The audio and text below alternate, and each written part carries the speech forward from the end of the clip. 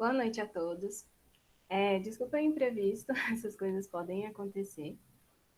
O meu nome é Joyce. Eu acredito que quando eu me apresentei lá pelo YouTube, creio que não tenha dado para escutar. Vou me apresentar novamente.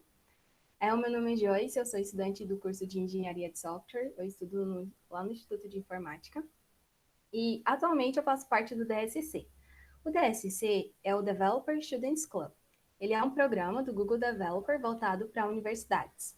Então, o objetivo é preencher o gap entre teoria e prática aplicada. Então, nós realizamos eventos como palestras, workshops, study jams, entre outras atividades. Eu gostaria de agradecer ao INF, né, pela oportunidade de a gente poder ter esse espaço. E também eu gostaria de agradecer a Rai e ao Wendel. A Rai ela é assessora educacional do INF e o Wendel é estudante de ciência da computação. Eles auxiliaram para que esse evento acontecesse. O tema de hoje é código e oratória, técnicas práticas para melhorar a sua habilidade de comunicação. A convidada de hoje é a Thaísa. Thaísa, eu gostaria de agradecer por você ter aceito o convite e estar compartilhando um pouco do que você conhece, um pouco das práticas e técnicas conosco.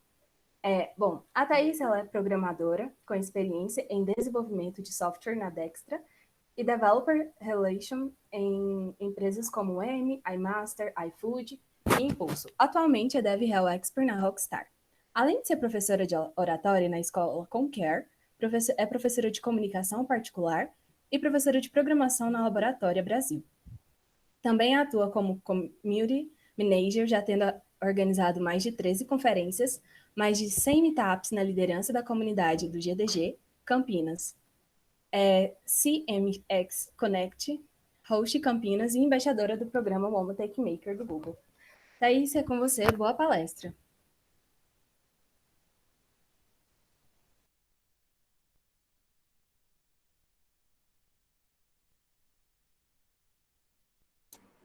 Olá, boa noite, pessoal.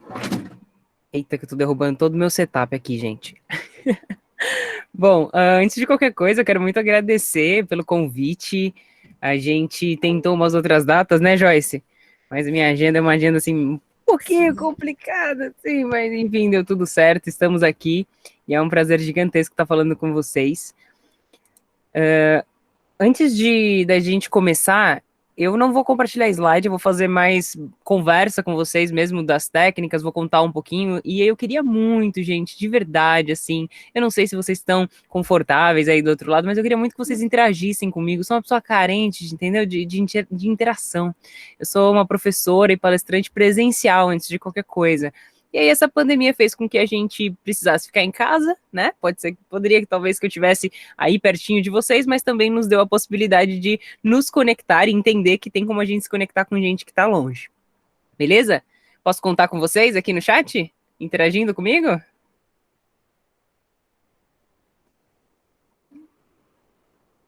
Perfeito.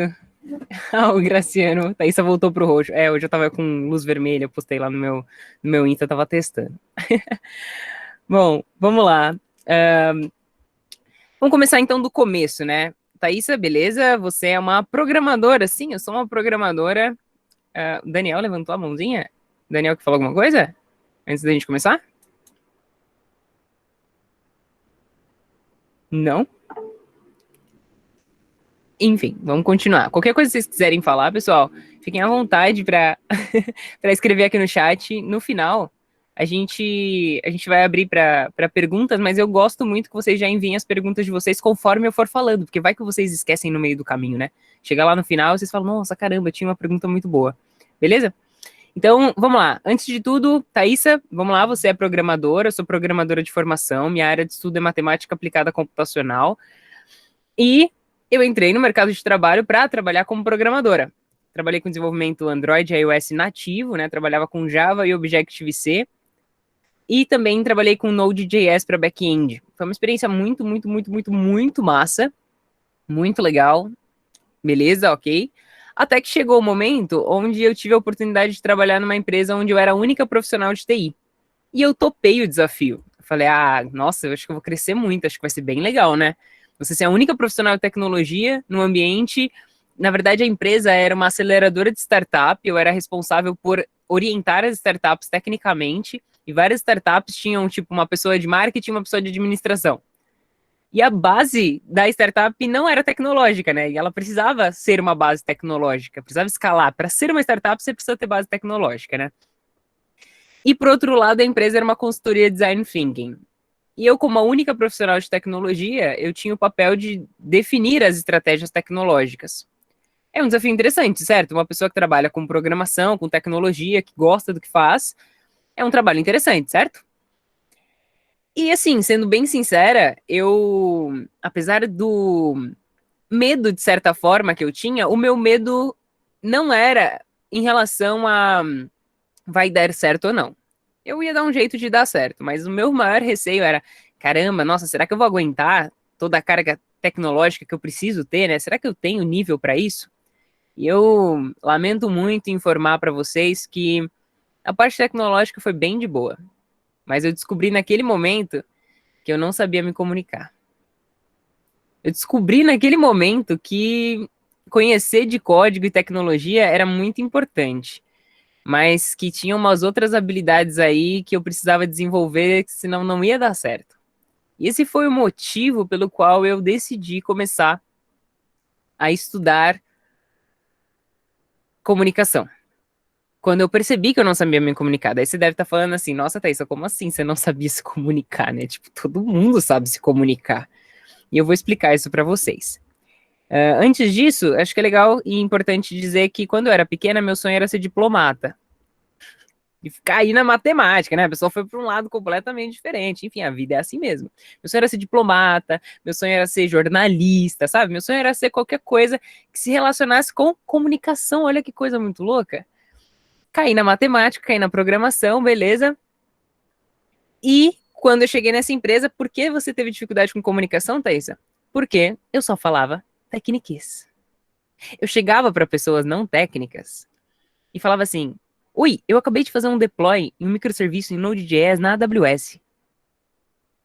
Eu não sei se vocês aí do outro lado entenderam, mas a pessoa olhava para minha cara e falava: hã? O que você fez? Eu fiz um deploy. Hã? Deploy? É, de um microserviço em Node.js na AWS. E a pessoa: AW o quê? Amazon. Amazon Web Service. A Amazon não é onde você compra coisa? Não, não, não, não, nossa, não, calma. Nossa, acabou. Não dava pra conversar comigo. De verdade, assim, era muito difícil. Por que isso, gente?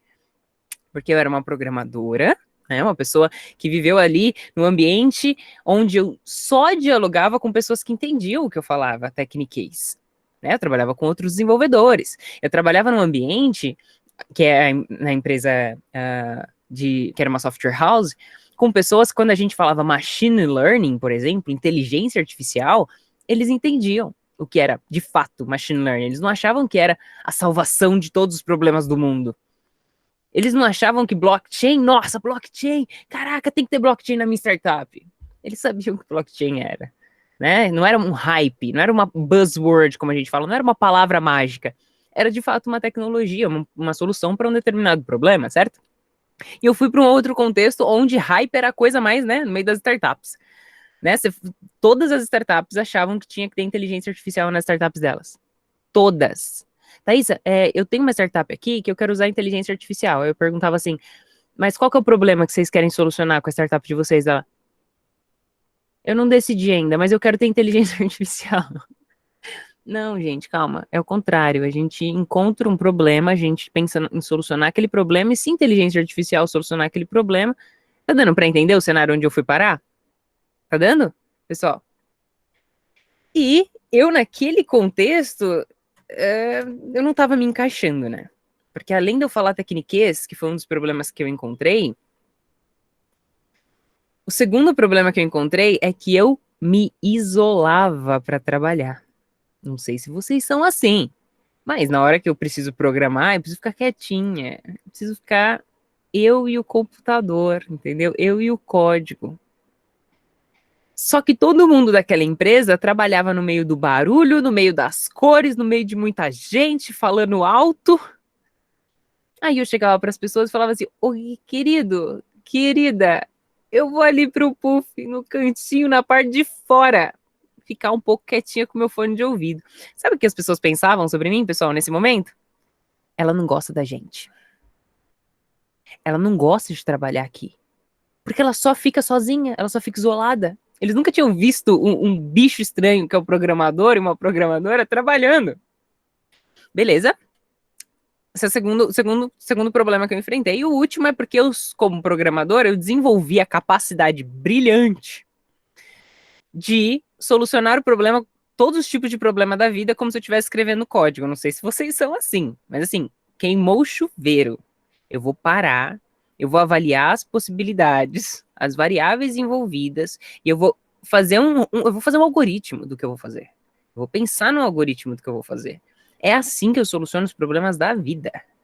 Eu sou muito metódica, sabe? Uma solução estruturada. Eu não sei se vocês são assim, mas, assim, apesar de me considerar uma pessoa de humanas quando pequena, quando eu entrei na informática, eu acabei me tornando aquilo de fato, né? Eu me tornei uma programadora de fato.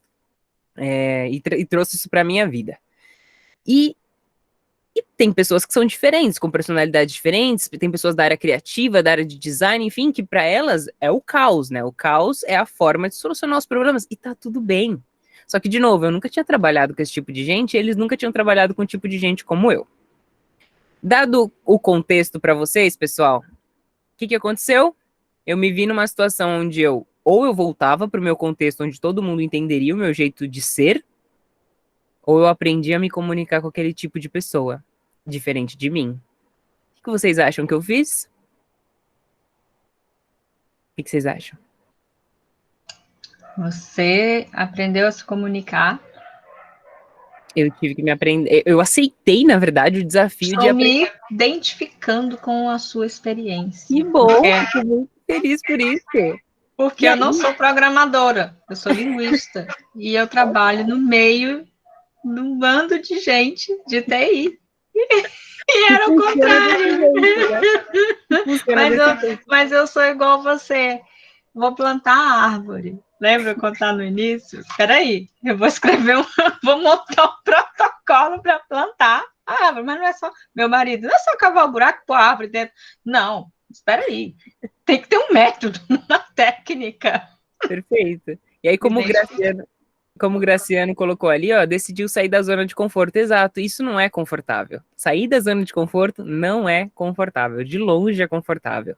E aí, nesse momento, eu falei assim, beleza, se eu quero alçar voos maiores, e se eu percebi que eu gosto de programar, mas eu gosto de programar parte do tempo. Eu entendi que programação era para mim, tecnologia era para mim, mas eu precisava de algo em que eu conseguisse encaixar os dois universos, que é a comunicação e a programação. E eu descobri, tanto que o meu papel hoje faz 4, 5 anos que eu trabalho com Developer Relations. Esse é um papel que no Brasil você quase não ouve falar, é um papel novo no mundo, né, que é o papel do dev que sabe se comunicar, é tipo isso, entendeu? É o dev que faz a ponte entre, os meus amigos até brincam, né, Thaís, você queria ser diplomata, você se tornou, né, você se tornou diplomata da programação, diplomata da computação, da tecnologia, né, onde você consegue se comunicar com outros públicos que não apenas desenvolvedores, né, e evangelizar a respeito da nossa área. Thaísa, por que raio você está me contando tudo isso? Bom, eu gosto muito de contar para as pessoas do porquê que eu decidi estudar comunicação. E que não foi simplesmente porque eu acho comunicação legal, mas porque eu precisei disso. E a minha necessidade, ela foi simples. Eu precisava me comunicar com as pessoas. E eu achava que eu sabia me comunicar. E aí, com o tempo, e com essa experiência principalmente, eu descobri que a gente não sabe se comunicar. Eu até fiz uma frase que retrata bem tudo que eu vivi ali, que é: nos comunicar é uma das coisas que nós mais fazemos, mas é uma das coisas que nós menos sabemos fazer. E eu vou tentar, durante esse bate-papo aqui com vocês, mostrar para vocês o que eu descobri um pouquinho do que eu descobri nos últimos 4 anos estudando comunicação. O que eu descobri, o quanto a gente não sabe e por que o que é a comunicação de fato. E vou passar algumas técnicas práticas para que vocês possam melhorar essa habilidade que eu tenho certeza que todo mundo tem espaço para melhorar. Eu tenho espaço para melhorar. Eu sou palestrante profissional, sou professora de comunicação e oratória há 4 anos. Eu estudo sobre isso e eu tenho muito espaço para melhorar. Então, eu imagino que vocês também tenham espaço para melhorar essa habilidade. E antes só da gente começar, de fato, a parte mais técnica da comunicação, eu preciso dizer para vocês que comunicação é uma mudança de comportamento, né? Tudo que a gente precisa mudar, vamos supor, alguém aí tem vício de linguagem? Que fala ou né, ou fica, tem alguém que faz isso?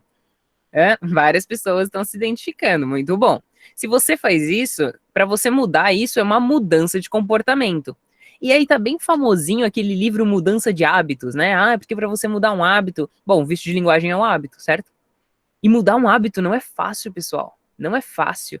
Os estudos de ciência comportamental em cima de mudança de hábitos são infinitos. E até a variação do tempo que você precisa fazer uma coisa repetidamente não é fechada. Porque você tem que fazer durante 20 dias, 60 dias. Não é fechado. Algumas pessoas podem demorar 10 dias, algumas pessoas podem demorar 2 meses, 3 meses, 5 meses. Depende do hábito, depende da pessoa. Tá? Tem estudos científicos que comprovam isso, que tem variação de data. Mas é óbvio que a gente gosta mais do simplificado, né? 60 dias, pronto, 60 vezes, né? A gente gosta mais disso. Dificilmente a gente vai atrás, de fato, do artigo científico que fala a respeito disso. Então, hoje a gente vai falar um pouquinho sobre essa questão da mudança comportamental. E como que a gente muda um comportamento? Vocês têm ideia qual o primeiro passo para a gente mudar um comportamento, pessoal? Vocês têm ideia? Não sei se vocês já tentaram mudar algum hábito na vida de vocês.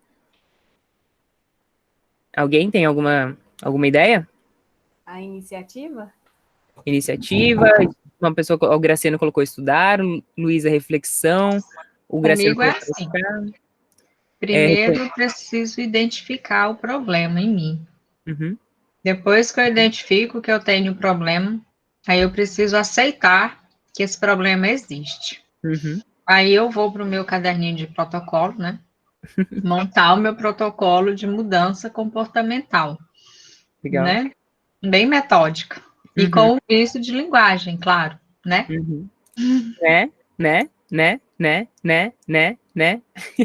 O Wendel comentou ali, reconhecer a necessidade de mudança. O Graciano falou se controlar. O Alisson falou ter consciência. Eu tô gostando muito que vocês estão participando, viu, pessoal? Gosto bastante dessa interação que a gente tem, e principalmente pelo chat aqui, é bem legal que eu consigo ver a resposta de todo mundo, né? Querer, se observar, descobrir o problema, muito legal. Segundo o Pedro Calabres, depois até recomendo que vocês pesquisem sobre ele tem um canal no YouTube que fala sobre mudança de comportamento e ciência comportamental, ele é PhD no assunto, ele diz que você não muda o que você não entende. Por que será que tem tanto conteúdo de comunicação e oratória na internet, mas ninguém que lê aquilo tem a vida transformada? Tem muita gente que fala, Thaís, por que você não faz uma lista de 10 dicas de oratória? Porque não vai transformar a sua vida. A partir do momento em que você tem uma lista, mas que você não entende essa lista, ninguém te explicou por que aquilo dá certo, por que aquilo dá errado, por que é importante, seu cérebro não vai mudar de comportamento. Faz sentido, pessoal? Faz sentido? Quando você fala, quero acordar todo dia de manhã, e tananã, e você fala, vou pra academia todo dia, e nananã, tal. Enquanto você não tiver um bom motivo para isso, e você conversar com o seu cérebro para ele entender que aquilo de fato vai ser positivo, e disciplinar ele, e usar as técnicas necessárias, e pôr despertador. Nossa, tem que fazer um monte de coisa para mudar o comportamento.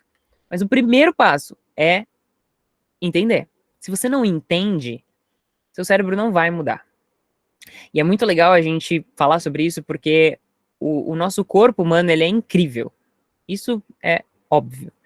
Mas quando a gente para pensar que o nosso cérebro, ele toma decisões sozinho, muitas decisões sozinhas, como as emoções, por exemplo, que são inconscientes. Não sei se vocês já ouviram falar, mas as emoções que nós temos, elas são inconscientes.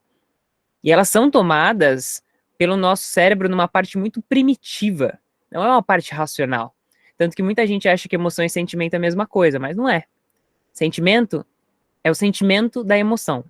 É quando chegou no racional aquilo que a gente, de fato, está experienciando de emoção. Beleza, Thaís? Ok? Por que raios você está falando isso? Bom, vamos começar então a falar sobre comunicação. Deu para entender essa parte inicial? Deu, pessoal?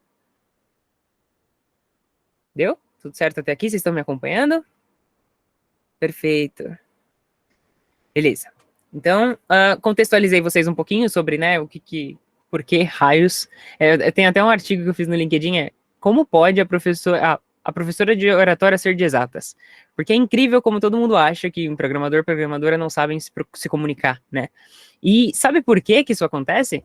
Principalmente porque as pessoas que escolhem, a maioria, hoje em dia já não é mais assim, mas a maioria que vem para a área de tecnologia, escolhe vir, muitas das vezes é porque não quer se comunicar com pessoas.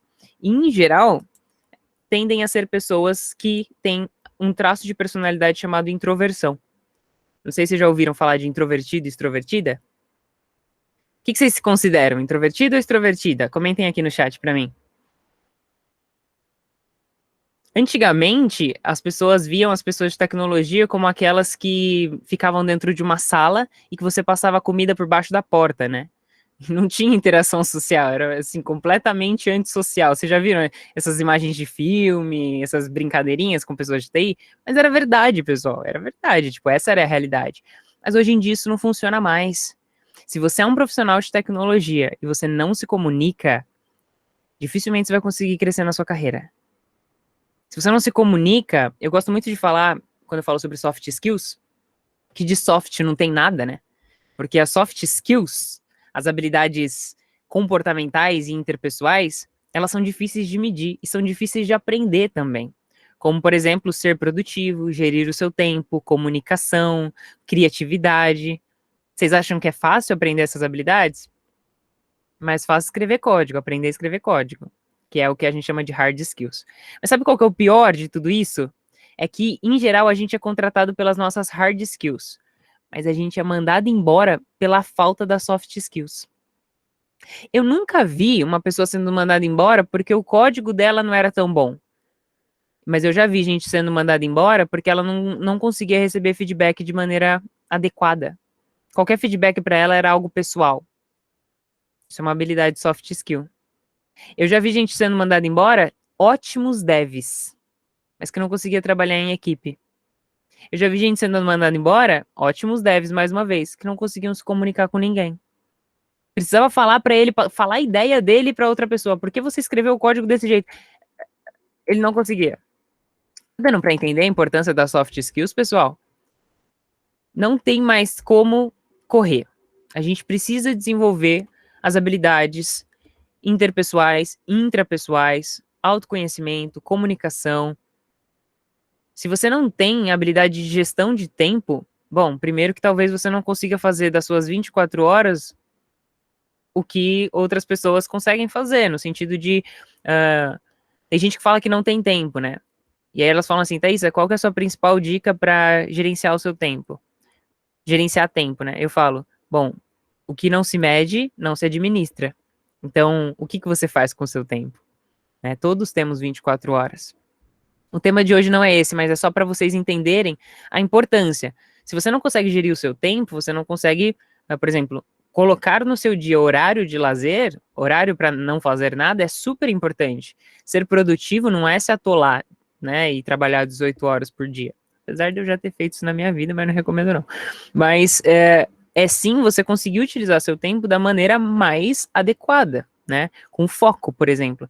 Tem pessoas que falam para mim, Thaís, eu comecei a medir o que eu faço nos meus dias e eu percebi que eu passo 8 horas no Instagram.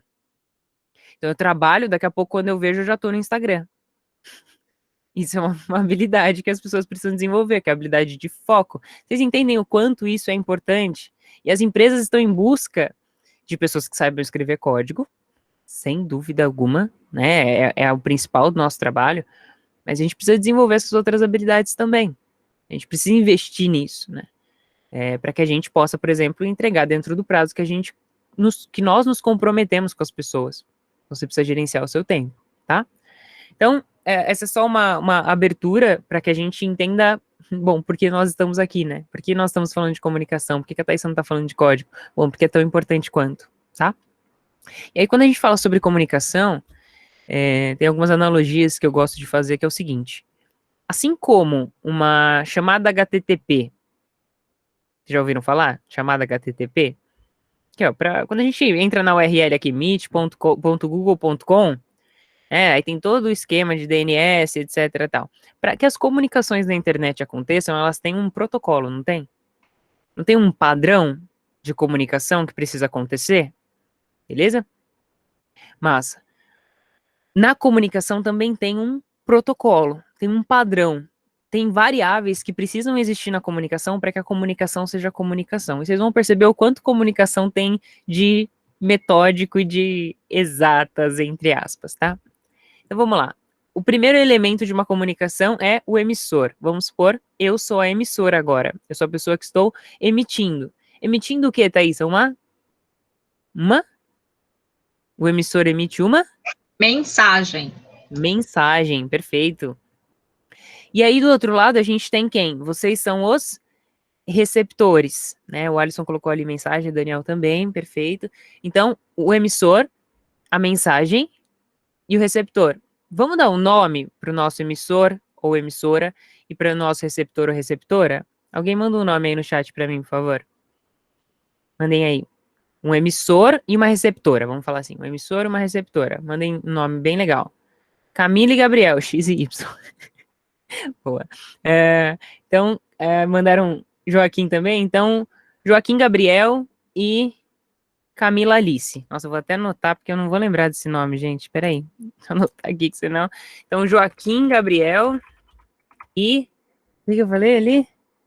Camila Alice. O nomezinho complicado, mas nome bonito. Gostei do nome. Bonito, bonito, bonito.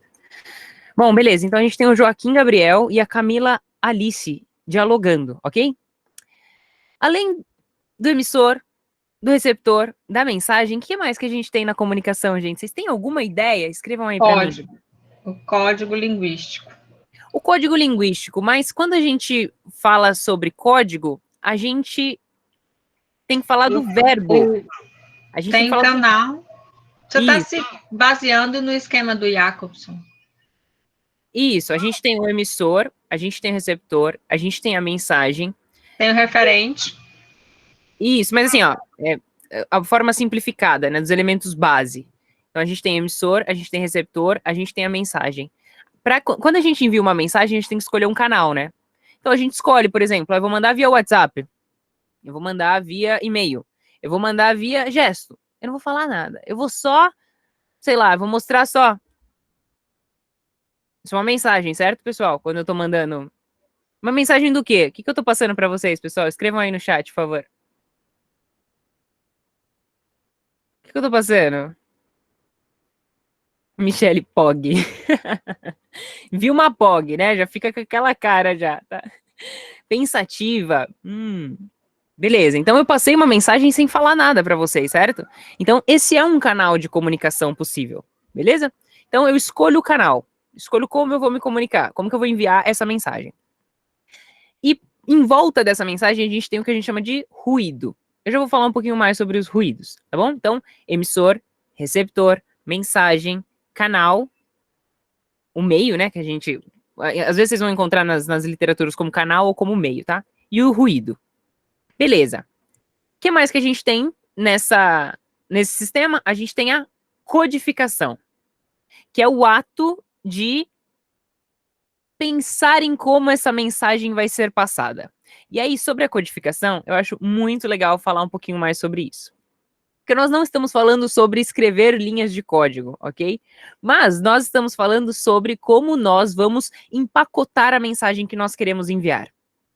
E eu vou dar um exemplo. Na verdade, vocês vão me dar um exemplo. Escrevam aqui no chat uma frase com até 4 palavras. Qualquer frase, escrevam aí. Uma frase simples do dia a dia. Escrevam aqui para mim. Vamos lá, a primeira que aparecer aqui eu vou ler. Uma frase do dia a dia. Eu estou com fome, tô com fome. Vou pegar essa aqui, tá bom? Estou com fome, tô com fome. E aí eu pergunto, de quantas formas possíveis nós podemos dizer que estamos com fome? Quantas, pessoal? quantas formas possíveis eu posso fazer isso? Sexta é dia de delete sem where, muito boa. Várias, muitas. Beleza, escrevam aqui pra mim quais as formas que vocês imaginam. Tô de rango. Vamos lá, o que mais? Preciso me alimentar. O que mais? Tô faminto. Tô brocado. O que mais? Tô brocada. Não comi nada hoje. O que mais? O Henrique colocou correr um lápis, que é pegar um lápis. Pegar um lápis? Isso passa a mensagem de que você tá com fome? Não, ele escreveu a frase dele, é essa. Ah, tá. Mas eu quero saber quais as formas que a gente pode dizer que eu estou com fome sem ser eu estou com fome, tá? Vamos lá. Não comi nada hoje, encher o bucho. Meu estômago tá roncando. Vontade de comer um sandubão. Beleza? Meu estômago tá conversando comigo. Deixa eu ver. Preciso encher o pandu? Essa eu nunca ouvi. Pensa numa fome. Dá um tapa. Hã? Enfim, desmaiando de fome. Beleza, pessoal. Vocês perceberam que existem diversas formas de dizer que eu estou com fome, certo? E agora, se eu disser para vocês que essas variações que vocês colocaram aqui para mim, elas são do componente verbal. Tem uma divisão da comunicação que eu gosto muito, então vamos abrir um parênteses rápido aqui. Não sei se vocês provavelmente vocês não ouviram falar, mas tem um professor da Universidade da Califórnia, da Universidade de Los Angeles, na Califórnia, que se chama Albert Mehrabian. O Albert Mehrabian, ele divide a comunicação em 3 componentes. Beleza, pessoal? 3 componentes. Um componente é o componente verbal. Todas as vezes que nós falamos alguma coisa, toda vez que nós nos expressamos, nós escolhemos as palavras. Então, a ordem das palavras, eu tô com fome. Com fome estou. Muda, não muda? Mudou aqui a ordem das palavras. Tô com fome, estou com fome, eu tô mudando, então, o aspecto o quê? O componente verbal, ok? E aí, dentro do componente verbal, a gente tem muitas áreas possíveis de estudo. A gente pode, por exemplo, estudar como humor. O humor é uma técnica que a gente emprega na construção do nosso roteiro. Então, as pessoas que vocês conhecem que fazem stand-up, por exemplo, eles são ótimos roteiristas, né? Eles não precisam ser engraçados. Tem curso, por exemplo, de stand-up. Eu fiz um curso de stand-up com o Fábio Lins, que é uma pessoa de stand-up muito boa, tem uma escola de stand-up, que ele falou exatamente isso, né? Não, você ser uma pessoa engraçada, você pode ficar ali, talvez, 10 minutos fazendo piada.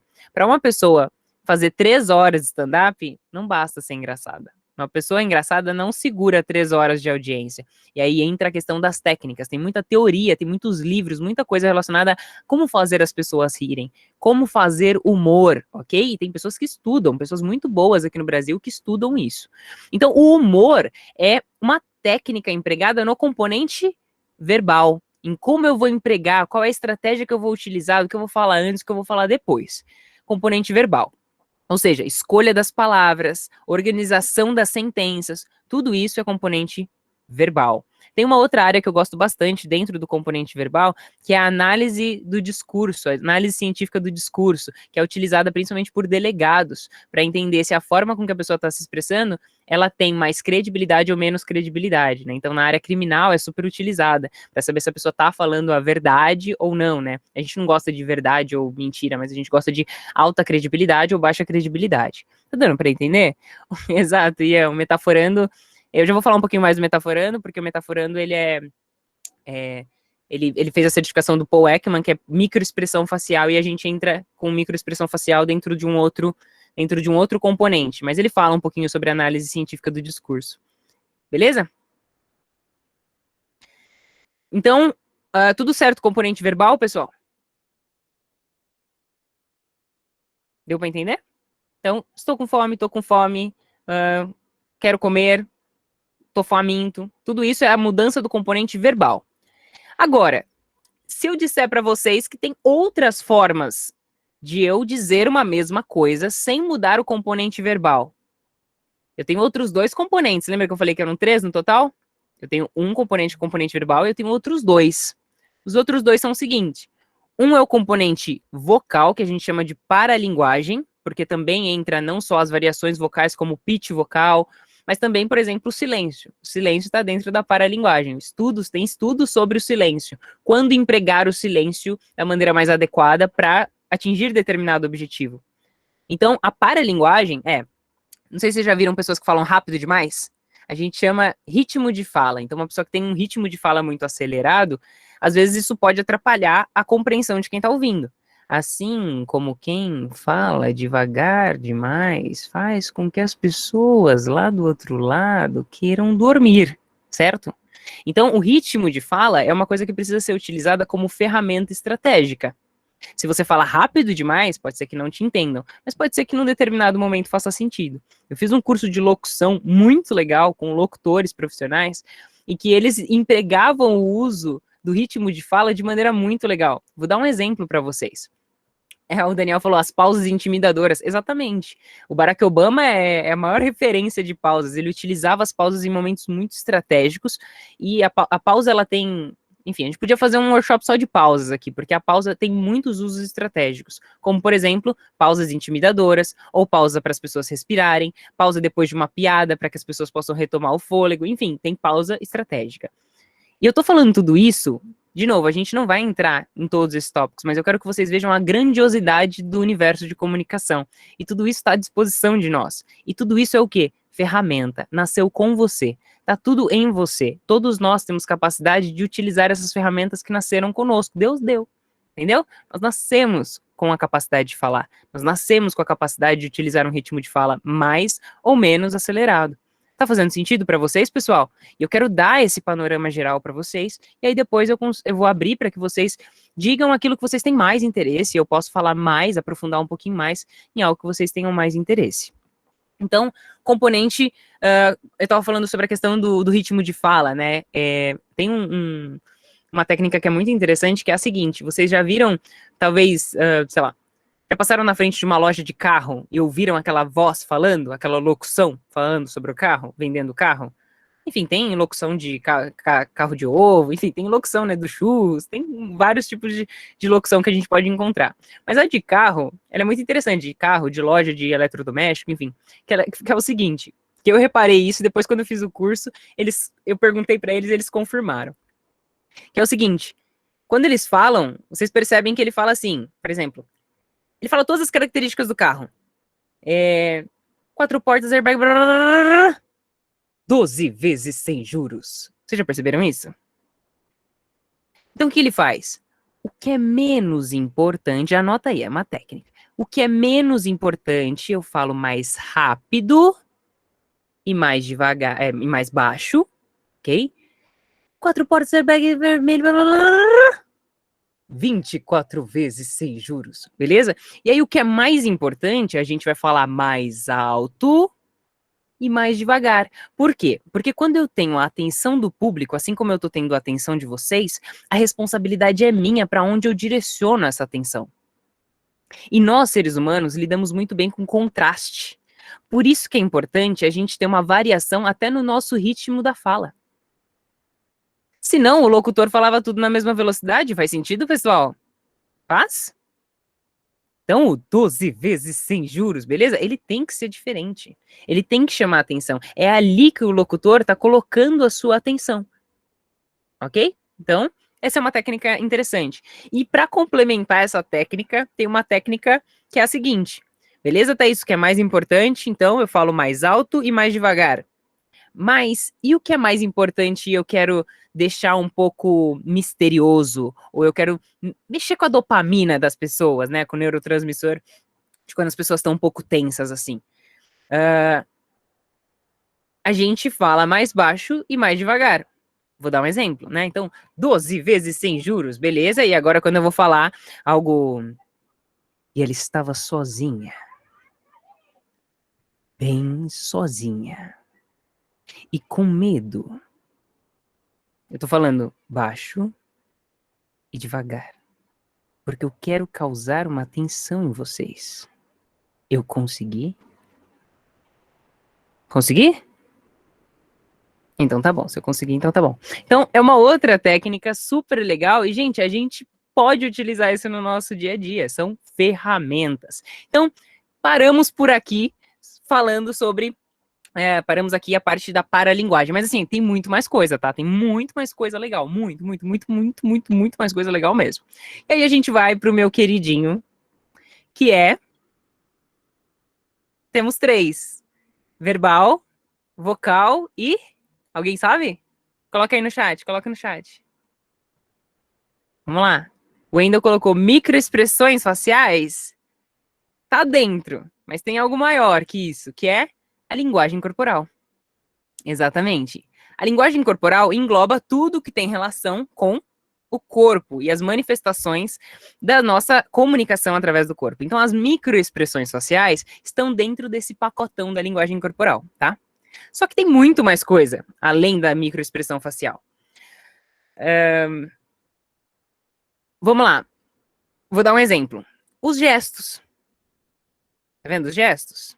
Por exemplo, eu tenho um aluno que chega para mim e fala, Thaísa, eu sou descendente de italiano. Eu mexo muito as minhas mãos. Como que eu faço para poder parar de mexer as mãos? Aí eu digo para as pessoas, gente, querido, querida, quando eu tô dando aula, principalmente aula particular, você não tem que parar de mexer as suas mãos. O que você tem que fazer é aprender a mexer as suas mãos com significado. Assim como uma pessoa que não move as suas mãos, sou uma pessoa que eu fico quietinha aqui. Ela precisa simplesmente mexer as suas mãos com significado. E aí tem áreas de estudo, tem artigos científicos sobre significados. E é muito interessante que dentro da divisão dos tipos de gestos, né, a gente tem, por exemplo, os gestos indicadores, que são aqueles que a gente aponta para as coisas, né, que dão indicação de algo.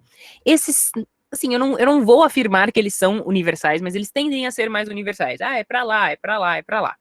E aí a gente tem uma categoria que é muito legal, que se chama gestos emblemáticos. É uma categoria de gestos que tem a ver principalmente com a cultura. Então, por exemplo, se eu falo para vocês, ó, fui comprar aquilo lá, mas ó, o que é isso? Eu preciso dizer alguma coisa? Tava precisando, sabe? Mas tá difícil, tá seco, entendeu? O que eu tô dizendo aqui, pessoal? Tava caro, muito caro. Eu precisei dizer que tava caro? Que faltou dinheiro? O gesto, ele é emblemático. E é muito interessante porque tem vários sites muito legais que falam sobre as diferenças de gestos conforme os países. Isso muda muito de cultura para cultura. E aqui no Brasil a gente tem muito gesto. É incrível. Perto de outros países, assim, então a gente faz tanto tipo de gesto que eu vou dar um exemplo para vocês, né? Meu tio mora na Austrália e ele me disse que quando você faz isso aqui, ó, o que isso aqui significa, gente? Para vocês. Na Austrália, esse é o dedo do meio. Mas eu não tô mostrando o dedo do meio para vocês, tá? É só para exemplificar, tá bom? Isso aqui é o dedo do meio. O que é isso aqui na China?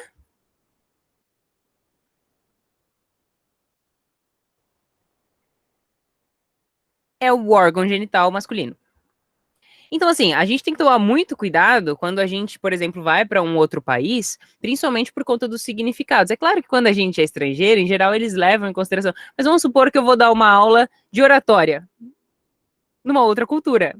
Eu dei uma aula de oratória em Buenos Aires, por exemplo. Eu logo fui dar uma olhadinha no que tinha de diferença. Quando eu fui palestrar em Manaus, eu descobri, por conta de uma pessoa que estava me assistindo, que veio falar comigo, que isso aqui na Venezuela é chamar para sair. Então, quando você chega assim para alguém, e aí, tal, tipo, você tá chamando a pessoa para sair com você. E aí, quem veio me contar foi muito engraçado, porque ele disse que todo mundo chegava para ele, os caras, as meninas, tal, tipo, e aí, beleza, tal.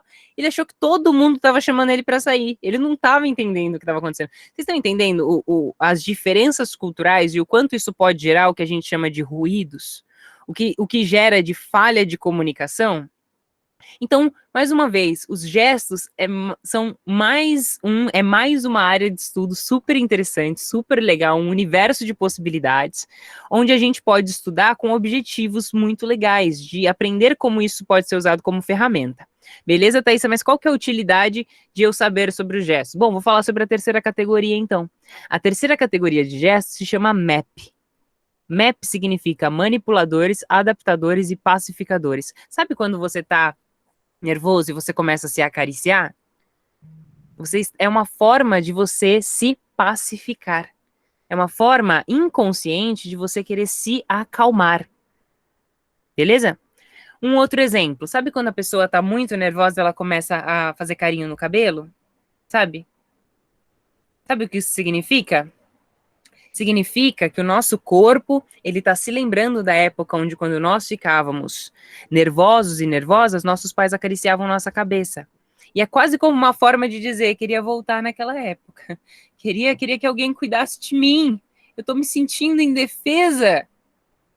Olha que interessante. Quando a gente começa a entender como o nosso corpo funciona e o significado das coisas, sabe qual que é o mais legal?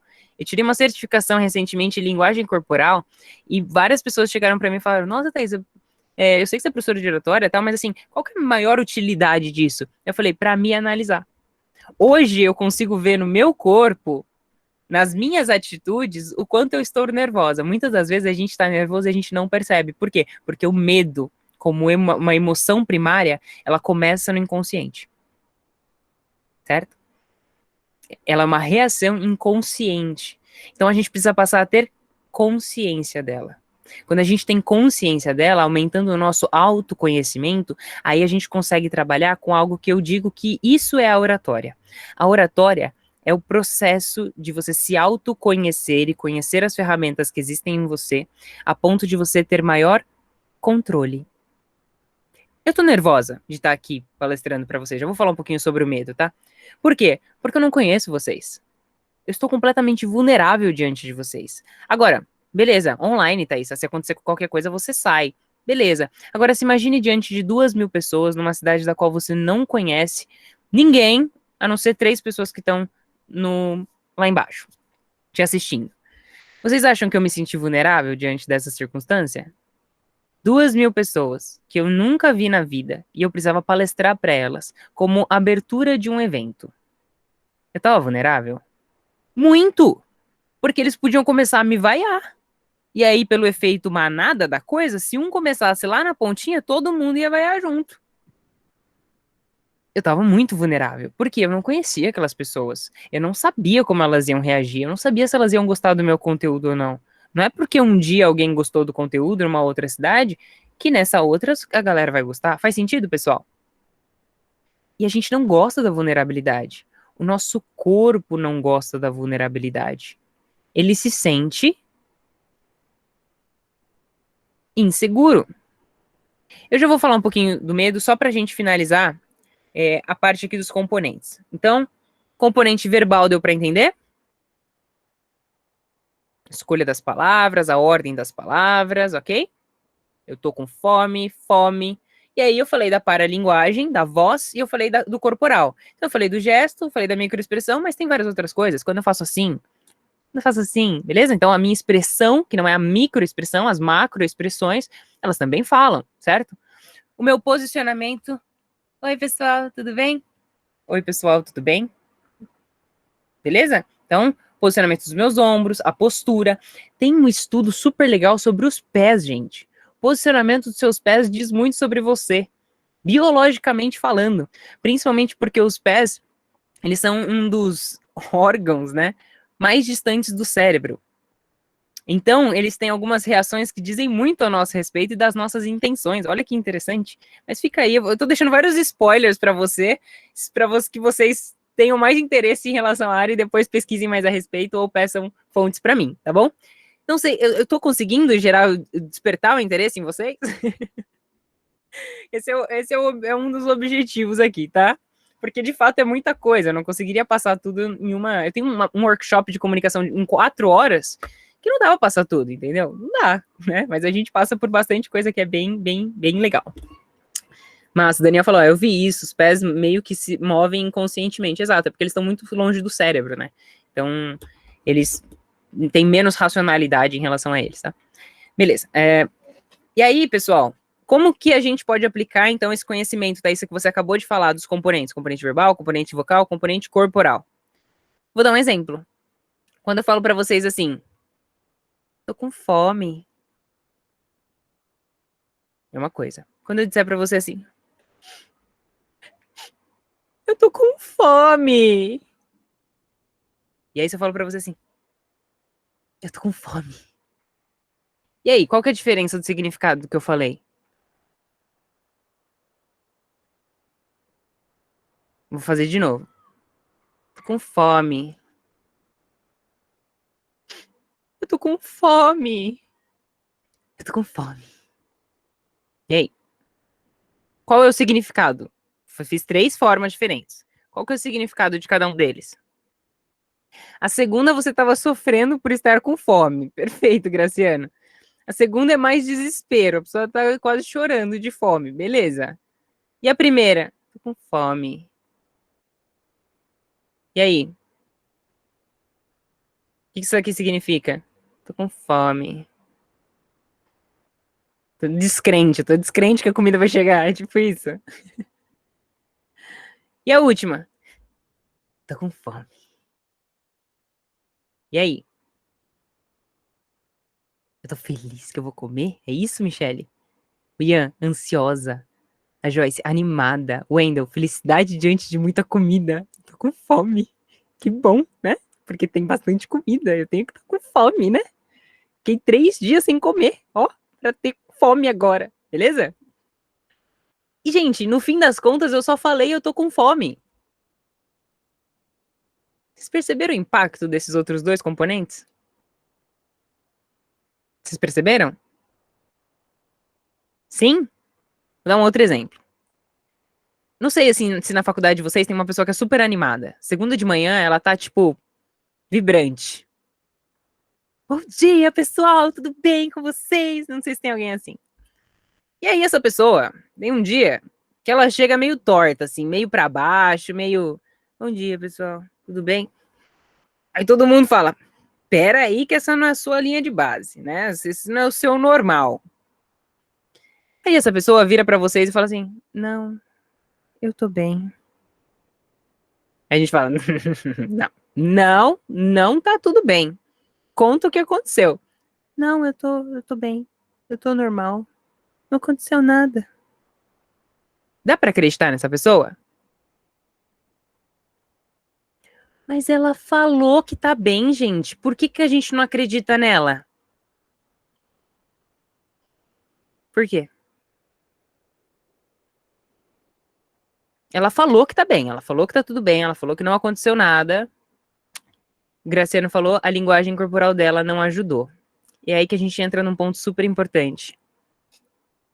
Quando a gente tem um dos 3 componentes desalinhados, com falta de sintonia, o corporal sempre vai falar mais alto. Depois, o vocal. E por último, o verbal. Mas sabe qual que é o maior problema? No dia a dia, a gente só se importa com o verbal, né? Será que a gente está se importando se de fato a nossa voz, se o nosso rosto, a nossa expressão, ela tá passando a mensagem que a gente quer passar? Eu gosto muito de dizer que não basta intenção para você se comunicar bem. Você tem que conseguir codificar a mensagem segundo a intenção que você tem. Faz sentido, pessoal? E é por isso que o conhecimento das ferramentas que existem em vocês, ele é tão importante. Então, tudo que eu falei até aqui é um belo de um começo para a gente começar a entender quais são as ferramentas que existem em nós. E é engraçado que cada um vai ter uma dificuldade em uma, diferente. Tem gente que não tem problema de vício de linguagem, tem gente que tem. Tem gente que tem problema de dicção, de falar os fonemas com clareza. Tem gente que não tem. Tem gente que tem problema com os gestos, porque na hora que tá nervosa, ela perde o controle dos gestos dela, e os gestos dela só atrapalham. Tem gente que não tem. Faz sentido, pessoal? E é por isso que o autoconhecimento é tão importante. Porque a gente precisa entender quais são as nossas dificuldades e quais são as ferramentas que nós temos que desenvolver. Beleza? Então, essa foi uma primeirinha introdução. Agora a gente precisa continuar falando sobre o sistema de comunicação. Vocês lembram dele? Então, deixa eu ver até o nome aqui. O João Gabriel, nosso emissor, tá falando com Camila Alice. Tem a mensagenzinha dizendo que tá com fome. Tem o meio, tem o ruído, que eu já vou falar um pouco mais, e ele tá codificando a mensagem. Então, a codificação deu para entender o tô com fome? Quando ele fala, tô com fome, ele não tá só dizendo que está com fome, ele tá dizendo que ele tá com fome mais alguma coisa, certo? Tô com fome. Eu tô dizendo que eu tô com fome, mas que eu tô animada, que eu tô entusiasmada, que eu tô feliz, porque tem muita comida, eu quero comer, certo? Eu tô passando tudo isso numa frasezinha só. Esse é um dos principais perigos da comunicação por escrito, né, gente? Porque cada um lê como quiser, né? Se eu tiver um dia ruim, a sua mensagem é você gritando comigo, mesmo sem estar em caps lock. Beleza? Então, quanto menos elementos, quanto menos componentes nós temos, menos significado nós tendemos a conseguir passar para outra pessoa. Tá bom? Mas, de maneira geral, são esses os 3 componentes. E aí, pessoal, lá do outro lado, a gente já está finalizando já, e eu vou abrir para vocês falarem um pouquinho. Lá do outro lado, a gente tem o que eu amo falar sobre decodificação. Então, eu digo para você que eu tô com fome, e lá do outro lado, eu preciso que você consiga decodificar isso. Eu vou dar um exemplo. Vou dar um exemplo não, vou fazer uma analogia. A analogia é o seguinte. Vocês já ouviram falar de criptografia? Já? Todo mundo? Como que a criptografia funciona? Vamos lá. Vou dar um exemplo do WhatsApp, que a criptografia ficou muito famosa porque o WhatsApp começou a falar que criptografava a mensagem das pessoas, né? Então, beleza, vamos supor que João Gabriel está mandando uma mensagem via WhatsApp para Camila Alice, dizendo que ele está com fome, tá bom? E aí, ele mandou ela em espanhol. Tengo hambre. Bom, beleza? Belezinha? Ele escreveu aquela mensagem, clicou em enviar. Nesse momento, a mensagem dele, que é legível, que é tengo hambre, basicamente o WhatsApp vai fazer o quê? O que a gente chama de client, né? O cliente aqui do João Gabriel e o cliente da Camila Alice, o celularzinho deles são os clientes, tá? A gente chama de client. Nesses celularzinhos tem uma chave. Ou seja, basicamente a mensagem dele vai passar por um código, um algoritmo, e vai sair ilegível. Vai sair uma coisa muito louca, uns números muito loucos, umas letras muito loucas, tá? Que não dá para entender o que ele escreveu ali, beleza? Então, no celular dele, o WhatsApp vai pegar essa mensagem, vai passar ele por um código e vai sair de uma forma inelegível. Essa mensagem vai ser enviada pela internet.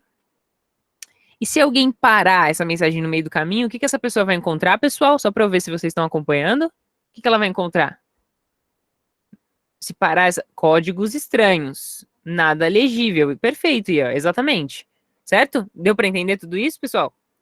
Vai encontrar códigos, uma mensagem ilegível. Perfeito. E aí, quando chega no celular da Camila Alice, o que acontece? O que acontece, pessoal? Lá do outro lado. O celular descriptografa. O que é descriptografar? É você ter uma chave, é você ter o algoritmo e a chave, que a gente chama de chave pública ou chave privada, para conseguir decodificar aquela mensagem, beleza? Se eu não tenho essa chave lá do outro lado, eu consigo ver a mensagem de forma legível? Não. Thaísa, como que a gente veio parar em falar sobre criptografia numa aula de oratória? Vamos lá, vou explicar para vocês. Quando a gente fala da codificação da mensagem e a decodificação, é igualzinho. Se a pessoa do outro lado não tem a chave para desencriptar a sua mensagem, para decodificar a sua mensagem, vai ficar inelegível, ilegível. É isso? O que você está querendo dizer? Bom, eu vou falar uma frase e eu quero ver se vocês vão entender, tá? A frase é a seguinte. Shalom, אני מדברת רק קצת עברית. Alguém entendeu o que eu falei?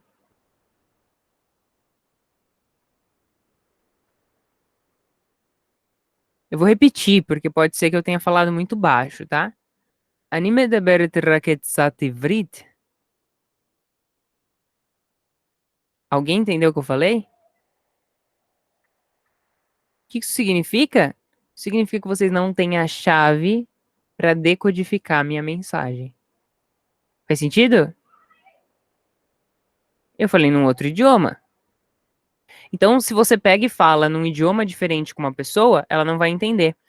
E aí, gente, vamos tentar retomar uma coisa que eu falei lá no começo para vocês? Quando eu falei para as pessoas, acabei de fazer um deploy de microserviço em Node.js na AWS, eu tava falando em português. Umas palavrinhas em inglês aí no meio, né? Mas no fim das contas, a pessoa não tinha a chave para decodificar minha mensagem. Faz sentido? Será que todas as vezes que a gente fala, a pessoa lá do outro lado tem a chave para decodificar nossa mensagem? No nosso dia a dia? A gente tem se preocupado com isso, se a outra pessoa lá do outro lado tem a chave? Tem?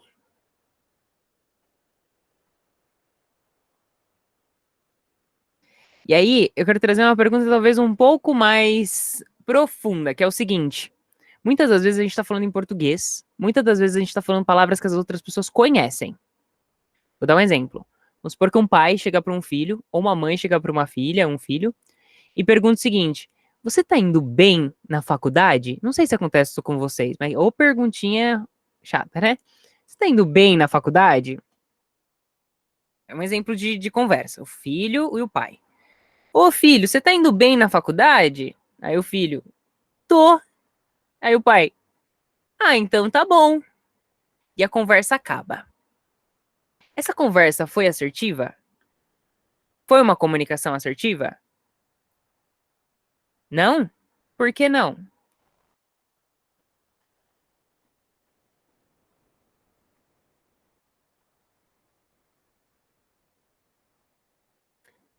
Daniel, coloca termos difíceis para a pessoa não entender e parar de perguntar. Acho que sim, ele foi objetivo e a colocou. Então, o que acontece nessa conversa? Eu pergunto para vocês, o que é bem? Talvez para o pai, bem é acima de 7. Talvez para o filho, aquele 4,95 bola arredondado, pela piedade do professor da professora. Não sei se tem alguém que é assim aqui, não sei, entendeu? Aquele 4,8 que você chora pelo 0,2 porque você meio acertou uma questão, entendeu? Beleza? 6 pra gente dar. 6 é 10. Exato. Então, gente, a gente não tá falando de um outro idioma, a gente não tá falando de um vocabulário específico de uma área. A gente tá falando do que é bem. Essa comunicação foi uma comunicação, porque ela tem todos os elementos. Todo o protocolo para ser uma comunicação. Mas ela não foi uma comunicação assertiva. Porque o pai saiu achando que o filho tá tirando acima de 7. E o filho tá achando que comunicou o pai que tá tirando 5 e tá passando, porque para ele passar é o que importa. Tá dando para entender, pessoal? Vou dar um outro exemplo para ficar mais claro ainda, tá? Não sei se já aconteceu com vocês, de alguém virar para você e falar assim: "Você não gosta de mim. Você não tem consideração por mim", ou pior, né? "Você não me ama". Não sei, já aconteceu isso com vocês, não sei. Não sei. Alguém já aconteceu isso com alguém? Já? Uma discussão, uma DR, e aí você ouve alguma coisa desse tipo, seja com um amigo, com um parente, com um cônjuge, com um namorado, sei lá, qualquer coisa? Já ouviram já, pessoal? Escrevam aí pra mim. Já sim. Sim, uma carinha triste. É, não é legal, né? E aí, é engraçado analisar uma situação dessa. Eu gosto muito de analisar comunicações. Sim, meu filho faz isso comigo. A Eliane comentou. E aí, gente, eu pergunto pra vocês: o que é amar pra essa pessoa? O que é gostar ou ter consideração? É muito engraçado quando acontece uma coisa dessa, alguém fala, você não me ama. Você fala, você tá louco? Tipo, que ideia é essa? Como assim não te ama tal? Aí a pessoa vira e responde, você fez tal coisa, então você não me ama. Ou você não fez tal coisa. Já faz sentido? Vocês já ouviram alguma coisa do tipo? Ou já viram em algum local? Você não fez, você isso, você aquilo. Sempre relacionado talvez a alguma coisa. Então, gente, a gente teve aí um ruído que a gente chama de ruído semântico, que é o mesmo ruído de quando você fala num idioma que a pessoa não entende. É o mesmo ruído. Por quê? Porque amar para essa pessoa tem um significado diferente do que para você.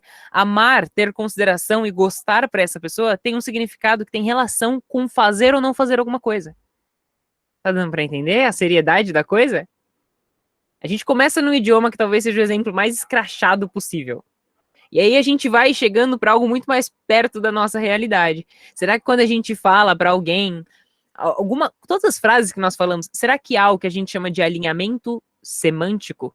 Significado das palavras? Eu já vi tanta gente, eu gosto muito de analisar a conversa do Twitter, porque é engraçadíssimo, né? Engraçadíssimo, né, daquele jeito, assim.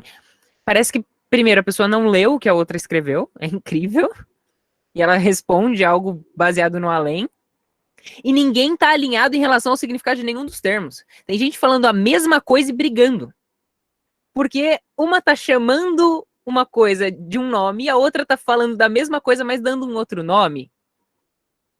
E sendo muito sincera, gente, depois que eu entendi isso, eu nunca mais, nunca, gente, faz 4 anos que eu não tenho uma discussão com ninguém.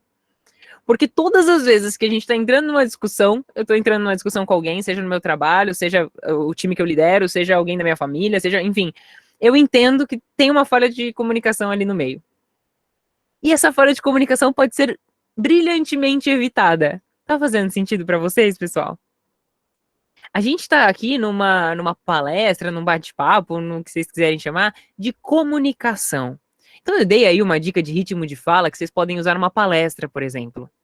Mas essa dica que eu tô dando agora sobre o sistema de comunicação é pro dia a dia de vocês. Então a primeira dica, quem é o meu receptor? Essa pessoa tem a chave para decodificar o que eu tô dizendo? Eu preciso fazer um alinhamento semântico em relação ao que eu tô dizendo? Será que a falha de comunicação entre nós não é porque talvez a gente só não tenha alinhado o significado das palavras que a gente está usando?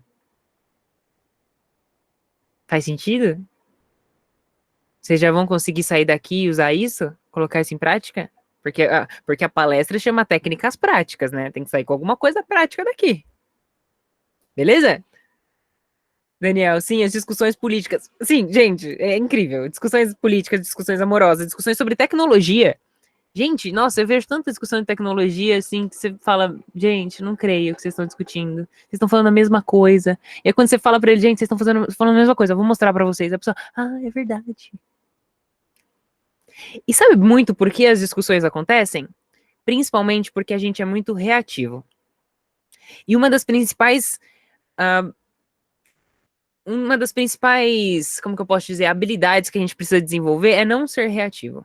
É pensar antes de falar. O simples ato de pensar antes de falar faz com que a gente não seja reativo. Que a gente consiga escutar, que aí é uma outra... Gente, escuta é uma soft skill a ser desenvolvida. Porque muitas das vezes a gente quer mais falar do que escutar. A gente ouve já pensando no que vai responder, ao invés de ter uma escuta plena. A escuta plena nos dá a possibilidade de fato entender o que está acontecendo e produzir uma resposta adequada, tá? Mas, enfim, a gente não vai entrar hoje na escuta, a gente tá falando na fala, né, na comunicação. Não necessariamente fala, né, pode ser com simplesmente um olhar, pode ser simplesmente uma linguagem corporal, tá?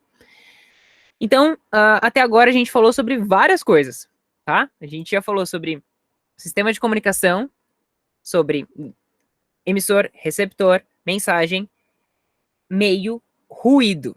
Ruído, eu falei de um ruído só, que é o ruído semântico. Tem outros ruídos também. Eu vou falar só de mais um. Esse daqui é bem legal.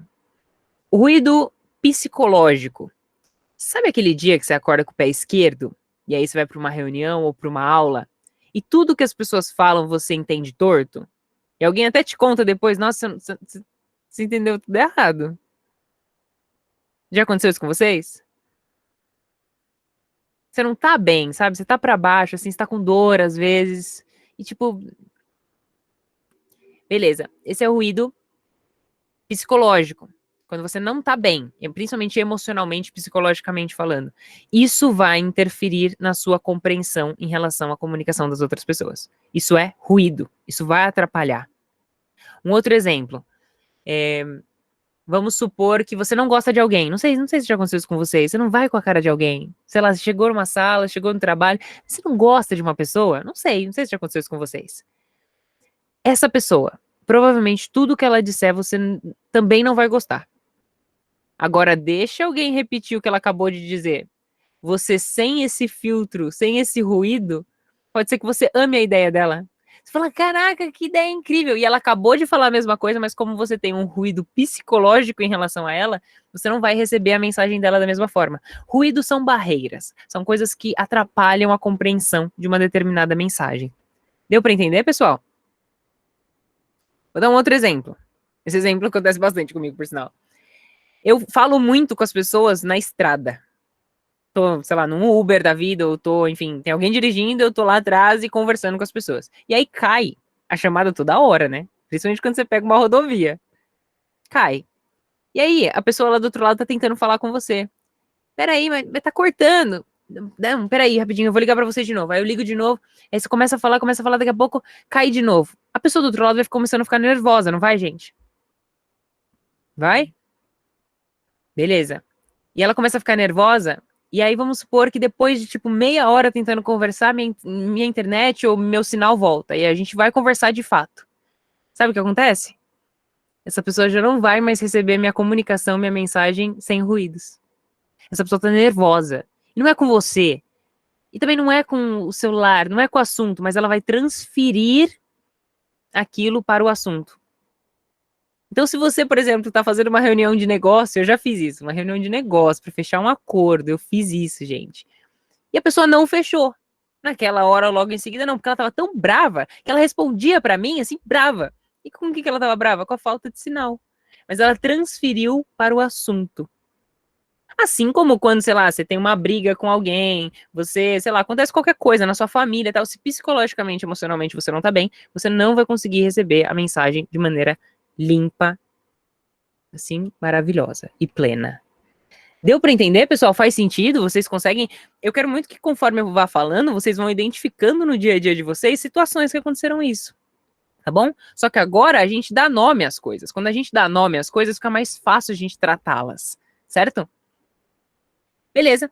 Último elemento do sistema de comunicação, para a gente abrir para vocês. Emissor, receptor, mensagem, meio, ruído, codificação, decodificação. E por último, mas não menos importante, o nosso queridíssimo feedback. Se não tem feedback, não tem comunicação. Tem o que a gente chama de comunicado. Vou dar um exemplo. Quando eu coloco um story no meu Instagram, eu estou estabelecendo uma comunicação com quem está assistindo? Estou estabelecendo uma comunicação?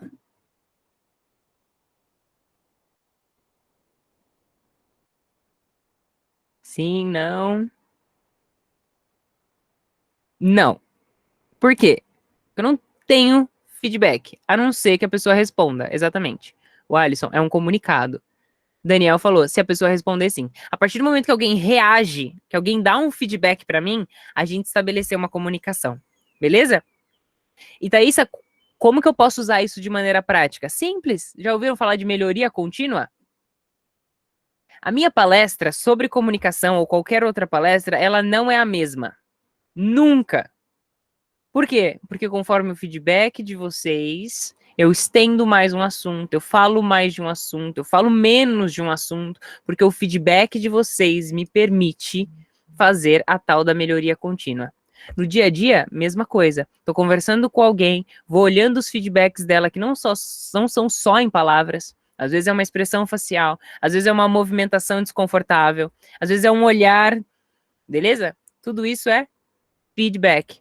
Isso vai melhorando a minha comunicação, e a minha assertividade e a minha codificação da mensagem. Faz sentido, pessoal? E aí é muito engraçado, porque a partir do momento que eu falo essas coisas para vocês, a tendência é que vocês comecem a reparar nas coisas ao redor de vocês. Então eu falei sobre os gestos, a tendência de vocês começarem a reparar nos gestos do apresentador de televisão, das pessoas, agora é gigante, né? Igual quando você começa a estudar, sei lá, linguagem corporal, assim, é claro e evidente que você vai começar a reparar na linguagem corporal das pessoas, beleza? Então, tudo que eu tô falando aqui para vocês, antes de tudo, é para gerar consciência. é para gerar conhecimento, né? Uma forma de tentar democratizar o conhecimento, trazer isso para todo mundo com uma linguagem mais fácil, mais próxima do nosso universo de código ali, de dev, né? De estudante, enfim. De uma forma que fique compreensível, para que a partir daí, agora que a gente entendeu como o esquema funciona, fica muito mais fácil trazer essas questões para dentro da nossa vida. Beleza? Bom, a gente já deu aqui 9 horas, eu nem lembro exatamente que horas a gente começou, mas eu acho que a gente pode abrir para as perguntas. Eu tenho um milhão de outras coisas que eu poderia falar. Eu ia falar agora sobre a questão do medo, mas eu quero muito que vocês façam as perguntas de vocês, que a gente possa interagir um pouquinho.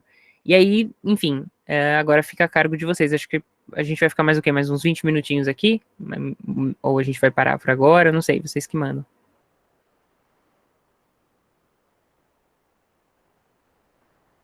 Joyce? Sim, nós podemos ficar mais uns 20 minutos para perguntas. No começo da palestra, o Miguel fez uma pergunta, eu salvei ela aqui. Ele perguntou assim, se a parte da comunicação também tem a ver com a parte de marketing e relações públicas. Em que sentido? Relação como assim? Tipo, as pessoas de marketing estudam comunicação, né? E a gente tem vários níveis de comunicação, né? E eu tô falando de comunicação no nível comunicação, expressão físico, né? No sentido da pessoa. Mas dentro de marketing, você estuda outros tipos de comunicação, como branding. Branding é uma forma de marcas se comunicarem. Então, a construção de uma marca é comunicação. Então, você tem empresas que têm a área de comunicação. A área de comunicação, ela tem toda a relação de como as artes são criadas, qual é a imagem a ser passada. O branding, é bem legal falar sobre branding, mas, enfim, não vamos entrar muito no detalhe, que é a reputação, né? Branding é reputação. E quando você trabalha o branding, é como você quer que as pessoas lembrem de você, tipo personal branding. Talvez você já tenha ouvido falar de personal branding, o branding pessoal, por exemplo, é a sua reputação. O que é reputação? É o que falam de você quando você não está na sala. É a melhor definição. O que é a sua reputação? É o que falam de você quando você não está presente. E aí, como que você trabalha para que as pessoas tenham uma reputação, tenham uma visão da sua reputação, como você gostaria que elas tivessem? E aí você utiliza o marketing, principalmente marketing digital, né? Marketing de conteúdo, enfim, tem vários tipos de marketing que você pode utilizar para gerar isso nas pessoas, né? Para atingir as pessoas com determinadas informações sobre você. Então, no fim, isso também é comunicação. Você tem a comunicação visual através do design gráfico, né? Você tem a comunicação através do marketing, relações públicas, tem muito disso. Eu tenho um amigo que fez relações públicas, que ele tinha até matéria de comunicação não violenta, que é um tema super legal, super interessante, né? Como que a gente se comunica, como que a gente dá feedback, por exemplo, sem ofender, né? E isso tem muito a ver com escutatória também. Mas enfim, sim, tem relação. Mas são aplicações da comunicação de maneira diferente. Não sei se foi essa pergunta, se eu respondi a pergunta, mas enfim.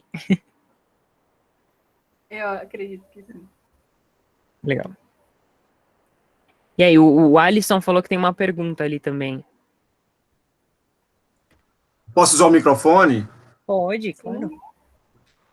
Bem, primeiro eu queria agradecer os organizadores e dizer que eu estava de olho nessa palestra, estava muito ansioso para ver a palestra. Eu sou professor do Instituto de Informática e eu pedi para os meus alunos participarem, e a disciplina que era para eu dar aula hoje, nesse momento, é construção de software, que é basicamente programar.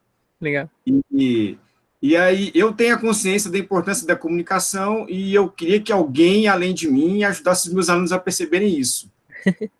E eu tenho uma pergunta, e é meio uma experiência que eu tive, porque eu sou programador, eu sou professor também, mas teve um alinhamento cósmico no começo do ano aí, e eu virei secretário de Desenvolvimento Econômico, Trabalho, Ciência e Tecnologia do município de Goiânia, que é a capital aqui do estado de Goiás.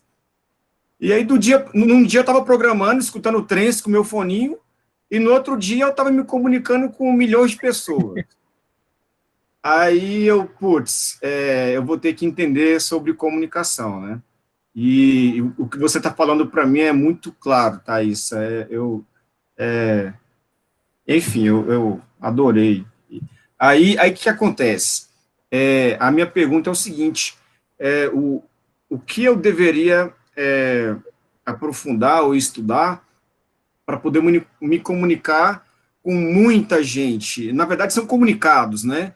Porque na época da pandemia, eu tive que conversar com o governador, com o prefeito, com cientistas, e como era de desenvolvimento econômico, eu defini na cidade o que abria, o que fechava, 3, 4 entrevistas por dia na TV. Então, a única coisa, não deu tempo de estudar, não deu tempo de me preparar, muito menos de mudar meus hábitos. Eu só sei que a única coisa que eu fiz foi o seguinte: eu vou ser eu mesmo e vou me apegar à verdade e usar o máximo da empatia que eu conseguir para poder encontrar a chave para as pessoas decodificarem o que eu tenho para falar. Então, e para falar para muitas pessoas, que dica que você daria, enfim. Eu apanhei muito, mas eu acho que eu me dei bem, sei lá. Perfeito, uma pergunta muito interessante e como você deve ter percebido aqui, né, na minha rápida explicação, o universo de comunicação é muito grande, né? Estudar tudo isso, de fato, assim, demorou anos para eu conseguir fazer vários cursos específicos de cada uma das micro-áreas, né? Então, eu não recomendo que as pessoas façam isso, até porque eu sou professora, então eu precisei fazer isso, eu não acho que todo mundo precisa fazer isso. Mas eu acho que, assim, o que eu vejo que você pode estudar principalmente? Eu gosto muito de um livro chamado TED Talks, Guia Oficial das Apresentações do TED Talks, onde eles falam, cada capítulo é sobre um aspecto da comunicação. Ele é bem simples, bem rápido, bem objetivo, e ele dá exemplos do TED Talks com as palestras TED Talks. Então ele põe o link, diz o nome exatamente, você pode parar a leitura e assistir, porque lá ele exemplifica, ó, por exemplo, tem um capítulo só de humor, onde ele fala quem utilizou o humor como forma de conexão com o público para tornar um determinado assunto mais leve, por exemplo, tá? Então, esse livro ele é bem legal, ele consegue fazer uma explanação interessante. Outro livro que eu recomendo fortemente, eu nem sei se você está pedindo o livro, mas enfim, eu estou falando livros porque livros em gerais são tranquilos, assim, para a gente adquirir conhecimento. Outro livro que é bem interessante, que eu gosto muito, é Thanks for the Feedback. Em português, eu acho que é Obrigado pelo Feedback, onde você, lendo ele, você entende principalmente por que nós lidamos tão mal com feedbacks que, de certa forma, mexem ali com a nossa identidade, com aquilo que nós achamos sobre nós, né? Quando a gente ouve um feedback, por exemplo, que fala algo diferente daquilo que eu penso sobre mim, tipo, nossa, eu preciso melhorar isso aqui, tipo, sabe? Enfim, e ele fala dos aspectos biológicos, do porquê que a gente não lida tão bem com isso. E ele ajuda muito em relação a como nós podemos proferir esses feedbacks para as pessoas. Então eu recomendo fortemente, recomendo para todo mundo, viu? Porque a gente precisa dar feedback o tempo todo para as pessoas, né? O tempo todo estamos recebendo feedbacks e o tempo todo nós damos feedbacks. Seja com a nossa linguagem corporal, seja falando. E no mercado de trabalho isso é ainda mais delicado, principalmente se você chega numa liderança. Vocês que estão no meio acadêmico, vocês ficam dando feedback para os alunos no tempo real, né? O tempo todo vocês precisam dar feedback para eles daquilo que eles precisam melhorar, daquilo que eles precisam se desenvolver. Acredito que no seu papel você precise fazer isso ainda com pessoas com cargos acima do seu, né? Como você falou, com o prefeito e etc. Então, eu acredito que esse livro pode ser bem legal. Dos tópicos que eu acredito que você pode estudar, e depois eu posso talvez passar algumas referências, tudo que eu fiz aqui para vocês, eu não tô lendo em lugar nenhum, tá? Nada. Zero. Sim, não tem nada escrito, não tem nada em lugar nenhum. E isso a gente aprende através de técnicas de improviso. Claro que teve a aquisição desse conhecimento, né, previamente. Então, teve muito estudo, muita apresentação. Só esse ano foram pelo menos 125 entre workshops, palestras e mentorias. Então, assim, eu consolidei esse conhecimento ao ensinar. Essa é uma técnica bem interessante, por sinal, né? Quando você ensina, você aprende. É incrível. E a técnica de improviso, ela te faz lidar melhor com essas situações, porque a gente não gosta da vulnerabilidade. Então, o improviso, ele te ensina a lidar com um improviso, com uma situação inesperada. Então, eu recomendo estudar sobre improviso, porque eu imagino que você será colocado em situações de improviso. Outra que eu imagino que é bem legal, técnicas de storytelling. Como contar histórias de maneira cativante que conectam com as pessoas. Técnica de storytelling, eu gosto muito de fazer um comparativo com... Lá na Conquer, eu sou professora, tipo, oficial de storytelling e de data storytelling, né? Como que a gente apresenta dados para decisores como papéis decisores, por exemplo. Como que a gente apresenta dados contando história, né? Para a gente conseguir um investimento, etc. Então, storytelling. Pesquisem sobre isso. Uma dica muito legal para você é se gravar. Se grave. Quando a gente está apresentando, a gente não tem noção do que a gente está fazendo. É incrível. Lembra que eu falei que oratória é controle? De novo, a gente não controla aquilo que a gente não sabe que precisa ser controlado. Então, se gravar, tá numa reunião lá no dia a dia, agora no remoto, coloca um celularzinho aqui do lado e grava. Depois você vai rever, e você vai se rever em terceira pessoa, né? E aí, nesse momento, você consegue identificar os seus cacoetes, né? Quais são os nés, o tipo, enfim, os seus vícios de linguagem. Você vai identificar os seus gestos. Tenta se analisar, e eu gosto muito de fazer o que eu chamo de uma análise, como fala? Intencional. Dá um exemplo. Nossa, tô falando um monte de coisa aqui pra vocês, tá? Espero que vocês estejam anotando, ou que depois vocês revejam com calma, porque eu tô jogando um monte de coisa em cima de vocês. Vocês já pararam pra ouvir uma música prestando atenção só na guitarra? A gente tem uma capacidade absurda dentro de nós, que chama foco seletivo. Quando a gente escolhe selecionar alguma coisa, selecionar um foco, a gente consegue fazer isso. É incrível, incrível. Tem uns testes de foco no YouTube que são muito legais. E, tipo, ele pede pra você focar numa coisa e aí, sei lá, passa uma coisa muito louca no vídeo e você não vê. Por quê? Porque você tá prestando atenção numa outra coisa. Então, quando você, por exemplo, ouve uma música, vou prestar atenção só na guitarra. Beleza. E você nem prestou atenção, talvez, na letra do que tava cantando. Agora eu vou prestar atenção só na voz. E todas as nuances da voz, todos os detalhes, beleza? Eu gosto muito de música, então eu gosto de dar esse exemplo porque eu faço isso. Agora eu vou prestar atenção só na bateria. Capaz de você nem ouvir a guitarra, beleza? E quando a gente fala, quando eu faço quando eu faço esse exercício de me assistir, e eu me assisto muito, tem gente que não gosta, eu não gostava de me assistir no começo também, mas depois a gente percebe que é uma técnica que faz sentido, então o meu cérebro começou a aceitar essa ideia. Então, quando você se assiste e você presta atenção numa coisa por vez, então eu vou me assistir agora prestando atenção nos meus gestos.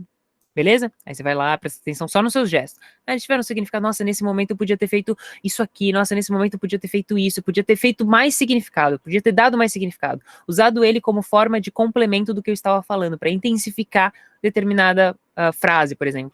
Aí depois você assiste de novo vendo suas expressões faciais. Elas estavam condizentes com a sua intenção? Depois você assiste de novo vendo as suas palavras. Nossa, essa colocação eu poderia ter colocado de outra forma. Nossa, caraca, eu me perdi, por exemplo. Tem muita gente que chega para mim para fazer aula particular que fala, eu me perco nas ideias. Eu começo falando uma coisa, daqui a pouco eu tô falando sobre o final daquela história, eu não consigo seguir uma ordem cronológica, eu esqueço as palavras que eu queria falar, eu esqueço os fatos que eu queria contar, eu não consigo me apresentar sem ter anotado, por exemplo, né? Então, de novo, a gente tem treinos que eu chamo em ambientes controlados, né? Então, quem faz aula particular comigo, por exemplo, ou quem faz aula na Conquer, que é a aula em grupo, a gente tem muito de exercícios em ambientes controlados para que você consiga reproduzir isso em ambientes de muitas pessoas, de alta vulnerabilidade, né? Então, se gravar é uma das técnicas mais interessantes. E por último, para você pode ser muito legal você estudar um pouquinho sobre retórica. Retórica é diferente de oratória. Oratória é a habilidade de se comunicar de maneira assertiva, retórica é a habilidade de persuasão, né, de persuadir, de convencer a outra pessoa. E convencer não é manipular, tá? Tem uma diferença grande, mas quanto assunto, né, gente? Eu queria muito entrar em detalhes aqui com vocês, mas beleza. E aí o que eu recomendo é que você estude, pesquise sobre retórica Aristóteles. Aí você vai encontrar a tríade de Aristóteles. A professora ali, a Rai, já sorriu, já como linguista, tenho certeza que ela já estudou um pouquinho sobre isso. Gente, eu tô me sentindo em casa com essa palestra. Até que enfim, um tema e Aristóteles. Eu entendo. E assim, a tríade de Aristóteles, ela é incrível, porque talvez você já tenha ouvido ethos, patos e logos, né, que basicamente é a emoção, a credibilidade e a lógica. E toda a nossa comunicação, tudo que eu tô fazendo aqui para vocês, tem essa tríade. Só que quando a gente entende qual é o poder de cada um desses elementos, também pilares, né, da persuasão, a gente começa a entender qual a gente pode trabalhar e como a gente pode trabalhar, tá? Então, enfim, tudo isso que eu tô falando pra vocês é pesquisem na internet, né? Eu, por exemplo, muita gente fala, tá, você tem curso online? Não, não tenho. Por quê? Porque eu não acredito que funciona. É por isso que eu continuo dando aula individual, tenho 4 alunos por mês, porque eu sei que o resultado é incrível. 4 aulas eu sei que a pessoa vai sair transformada. Mas se eu colocar um monte de vídeo online, a pessoa não vai ser transformada. Eu não vou conseguir dar uma personalizada no ensino e no crescimento dessa pessoa. Então, é por isso que eu não tenho o curso online, porque eu não acredito que funciona. Eu tenho uma ideia de algo que possa funcionar, mas daria muito trabalho e eu não consigo focar nisso agora. Mas eu recomendo fortemente, então, vocês pesquisarem. Eu acredito plenamente que todo mundo tem capacidade de estudar e desenvolver a sua própria habilidade. E aí eu me disponho e fico à disposição para caso vocês queiram dicas mais específicas, né? Ó, Thaís, eu tô lendo aqui sobre Aristóteles, tananã, e fiquei com dúvida num ponto. Meu, pergunta. Ó, me gravei aqui e tal, e percebi que o meu problema é tal. Pode me perguntar, entra lá no Insta, procura por meu nome, né, Thaisa.candela, e manda pergunta. Eu sempre estou respondendo. Só de fato eu não consigo fazer um acompanhamento como, né, como se de fato você estivesse fazendo aula comigo, porque aí 10 mil seguidores, né, me perguntando coisa, de fato é inviável. Mas não sei se eu respondi sua pergunta. De maneira geral, improviso, storytelling, se gravar e Aristóteles, além dos livros que eu falei anteriormente.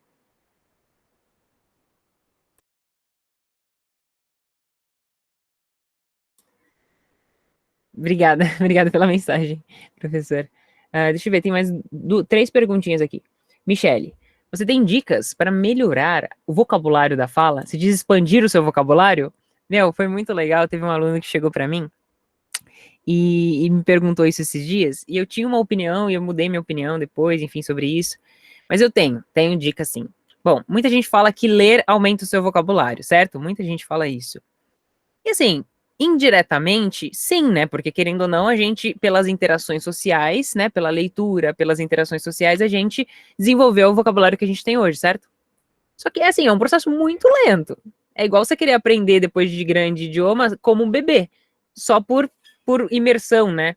É muito mais difícil, certo? É muito mais difícil, porque você já criou hábitos de falar de determinada forma, com determinados cacoetes, de determinadas frases, certo? Então, assim, o que eu recomendo fortemente, de novo, vocês vão me ouvir falar muito isso, é o treino intencional. Tá lendo o livrinho, é igual inglês, eu tenho um livro em inglês aqui, beleza. Tô lendo em inglês.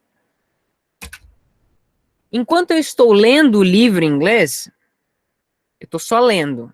A partir do momento que eu quero aumentar meu vocabulário no inglês, eu não vou só ler.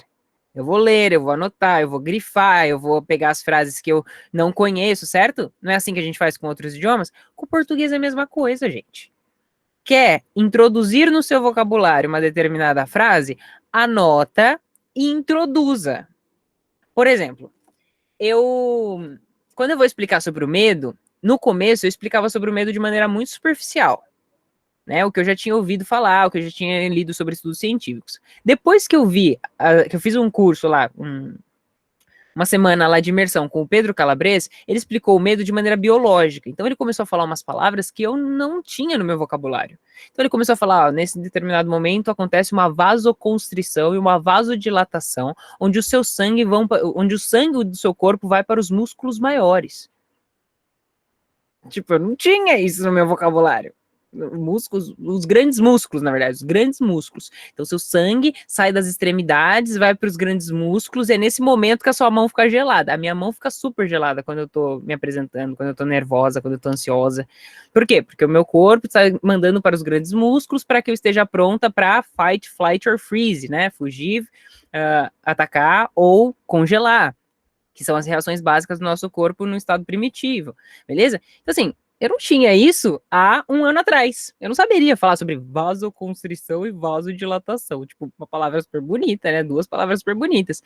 Não tinha isso. O que eu precisei fazer? Eu precisei anotar essas palavras. Então, de verdade, eu fui assistindo o conteúdo dele, eu fui anotando o conteúdo dele, terminei o conteúdo dele, fui dormir para digerir o que tinha acontecido. Não adianta, né? Tipo, eu sou uma pessoa muito intensa. Então, por exemplo, estava estudando italiano esses dias, passei 7 horas estudando italiano. Assim, é bom, mas se eu não estudar no dia seguinte e, tipo, só um mês depois voltar, não vai adiantar nada. Eu preciso ter constância, né? A consistência, que a gente chama frequência, né? Não adianta num tiro só. Então, o que eu fiz? Eu saí daquilo lá, dormi e tal. No dia seguinte, chamei um amigo e falei, deixa eu te explicar como o medo funciona no seu corpo. E eu fui explicando para ele usando os novos termos. Não foi fácil, não foi assim de primeira. Alguns termos eu super entendi na hora. Outros termos eu tive que falar, peraí, rapidinho que eu preciso abrir um documento aqui. Aí eu olhava lá, fechava e continuava explicando para ele. Eu fiz isso, gente, pelo menos umas 3 vezes. Chamei minha mãe, deixa eu te explicar como o medo funciona no seu corpo. E usando o novo vocabulário. Então, você faz a aquisição daquele novo conhecimento, daquela nova frase, daquela palavra. Você fala, nossa, eu quero usar essa palavra bonita. Nossa, eu quero trazer isso pro meu vocabulário. Coisa elegante, coisa formal. Ou coisa nem tão elegante, mas tão formal. Mas é uma engraçada, né? Uma coisa engraçada. A aquisição de um novo conhecimento vem pela repetição, principalmente. Então, eu tenho a aquisição dele. Você pode anotar, principalmente escrevendo à mão. Hoje em dia, eu já não escrevo mais tanto à mão esse tipo de exercício, mas eu tinha vários cadernos, porque tem pesquisas científicas que indicam que se você escreve à mão, como tem um movimento motor, né, enfim, você tem a aquisição do conhecimento de uma forma diferente do que você digitando, enfim. Mas você faz a aquisição daquele conhecimento, o armazenamento dele, e depois você usa ele de forma repetitiva nos dias seguintes, por exemplo. A tendência, gente, de você conseguir colocar isso no seu vocabulário de uma maneira natural é absurda. Não sei se eu respondi sua pergunta, mas essa é a técnica que eu venho utilizando nos últimos 2 anos. Beleza, Michele? Respondi sua pergunta? Deixa eu ver. Michele, tá aí? Foi até embora. Respondeu sim, beleza. Ai, vamos ver. O que mais? Eu sou uma pessoa muito ansiosa, Eliane, e nervosa. Por causa desses motivos, eu tenho muita dificuldade na comunicação e sofro muito com isso. Como eu posso controlar? Bom, de novo, seria uma palestra só sobre isso, né? De maneira resumida, tá? Eu não vou conseguir entrar muito em detalhes. Mas a preparação prévia, ela super faz com que seu corpo se sinta mais confortável, tá? Com a ideia de palestrar, de passar uma informação, uma comunicação. Então, a preparação prévia, muitas das vezes, não é para você deixar, sei lá, não esquecer. É para que o seu corpo se sinta mais seguro.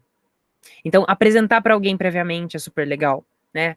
Eu preciso fazer uma apresentação tal. Chama seu amigo, chama sua amiga, tal, beleza? Essa é uma dica. Outra dica, essa daqui vocês vão me chamar de louca, tá? Mas, enfim, tem estudo científico que fala que é bom e tem gente que diz que funciona. Pode ser que não funcione para você. Tem uma mulher chamada Amy Cuddy. Ela é uma estudiosa, uma psicóloga da Universidade de Oxford, se não me engano, tá? Pode procurar aí, Amy Cuddy com Y. Ela descobriu, através de estudos científicos, tem até um livro dela aqui. Enfim, não vou achar agora. Aqui, Amy Cuddy. O Poder da Presença. Tem um livro bem legal dela do Poder da Presença, mas tem um outro também, que ela descobriu basicamente a pose do poder, the power posing. Podem pesquisar aí, power posing. É bem louco, gente. Vocês vão me chamar de doido, eu sei. Mas basicamente o que ela descobriu é que pessoas, antes de fazer uma apresentação, que fazem uma pose de poder, uma pose de super-herói, olha que louco, uma pose de super-herói, simplesmente fazer isso antes de uma apresentação fez com que a taxa de cortisol, que é o hormônio do estresse, do nervosismo, diminuía em relação às pessoas que não faziam. Então, fazer a pose do poder antes de palestrar, antes de dar aula, para muita gente dentro desse estudo científico, fez com que essas pessoas aumentassem a autoconfiança e diminuíssem os níveis de estresse. Eu falei que era doido. Eu avisei com antecedência. Mas, enfim, recomendo que você tente fazer isso. Outra dica. Uma das coisas que fazem com que, às vezes, a gente erre, por exemplo, tem esquecimento, etc., tal, é a taxa de adrenalina. Essa taxa de adrenalina tá, tipo, no topo, no talo, né?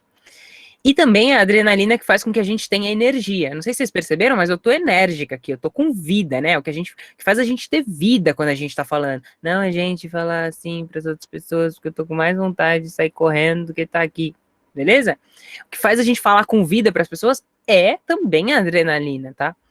Então, o que a gente pode fazer para a adrenalina ser a nosso favor e não contra?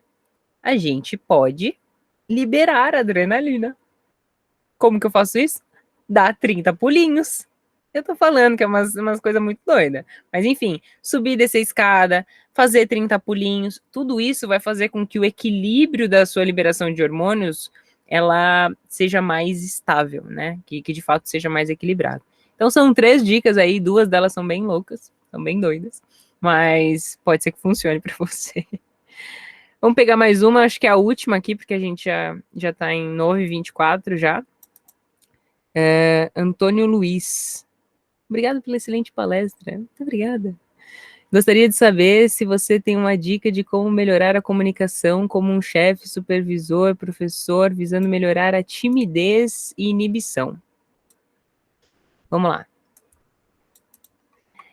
De verdade, eu tô pensando em responder curto, tá, gente? De verdade, mas às vezes tá difícil responder de maneira curta. O que é timidez? Vamos começar do começo. O que é timidez? Timidez é o fato, né, de você querer fazer algo, mas ter medo do julgamento, certo? Isso é diferente, por exemplo, de uma pessoa introvertida. Eu gosto muito de uma analogia que é a seguinte: pensa numa criança introvertida numa sala de aula. A criança introvertida, ela quer ficar sozinha, ela não quer fazer atividade em grupo. A criança tímida quer ir lá com os outros amiguinhos, mas tem medo de ser julgado. Deu para entender a diferença? Então, a pessoa introvertida, ela quer ficar sozinha, porque ela recarrega as energias dela sozinha. Ela precisa ficar sozinha, tá? É a pessoa que gosta menos de interação social com pessoas, com muitas pessoas. Já a pessoa tímida é a pessoa que tem medo de ser julgada. Então, assim, não é trivial, não vou dizer que tem uma técnica e tudo mais. Tem várias coisas. Primeiro é preparação, treino, se gravar, apresentar para as outras pessoas, a prática ajuda muito. E tem também a questão do autoconhecimento, né? Porque como que a gente lida com o julgamento? Tem uma questão de como a gente trabalha essa questão do julgamento. Por exemplo, tem muita gente que fala, gente, eu sou muito tímida, eu não quero falar, porque vai que alguém me faz uma pergunta difícil, né? O professor não pode ter medo disso, né? Porque, sem dúvida, ele vai se deparar com perguntas difíceis. E aí, óbvio que sei lá, pessoas que não são professores, como vocês, né? Que são professores acadêmicos, né? Muitas das vezes eu falo para as pessoas assim, bom, ninguém é sábio demais que não tem que aprender, ninguém é leigo demais que não tem que ensinar. Então, se alguém me fizer uma pergunta no meio de uma palestra que eu não saiba, eu vou virar para a pessoa e falar assim, excelente pergunta, vamos descobrir junto. Então, o quanto você aceita a ideia de você não saber, né? Isso é uma coisa que ajuda muito a questão da timidez, né? Da mentalidade de eu posso não saber. Eu posso errar também. O quanto eu me permito errar é uma coisa que também tem muito a ver com a questão da timidez. Eu tô falando várias coisas, não sei o que se encaixa para você, tá, Antônio? Mas eu tô falando várias coisas. Outra coisa que é legal para a questão da timidez é começar com um pouquinho. Eu acho, assim, que não faz o menor sentido, por exemplo, te colocar na frente de 2.000 pessoas se você é tímido, certo? Mas que tal começar no Close Friends do Instagram? Só para você. Fazer os videozinhos lá só para você, sabe? É super importante começar com poucas pessoas. Se gravar, se analisar, tudo que eu falei anteriormente, somado a você começar a se expor de pouquinho em pouquinho para grandes públicos, né? De pequenos para grandes públicos. Para quê? Para que o seu cérebro se acostume com a ideia de que aquele local não é um local perigoso. Porque o que acontece, de maneira resumida? O nosso cérebro, quando ele está diante de um público que ele não conhece, ele se sente vulnerável. Se ele se sente vulnerável, ele acha que ele vai morrer, que a nossa vida está em perigo. O que ele faz? Ele ativa em nós o medo, certo? O que acontece com o nosso corpo quando a gente está com medo? Se imagine numa praia e chega um tubarão. O que seu corpo vai fazer? Eu não sei ao certo o que ele vai fazer, porque ele vai decidir o que ele vai fazer. Talvez ele congele. Talvez eu fique parado assim. Thaísa, sai daí. Eu não consigo. Tipo, pode ser. Tem gente que reage dessa forma, não tem? Tem gente que sai correndo. E aí, enfim, não era a melhor ideia sair correndo, certo? Tem gente que vai querer dar um soco. Não sei se vocês, por exemplo, eu já vi pessoas que quando se assustam dão um soco. E aí dá um soco na pessoa, sabe? Porque assustou ela, enfim. Não sei se vocês já viram isso. Eu já vi gente assim.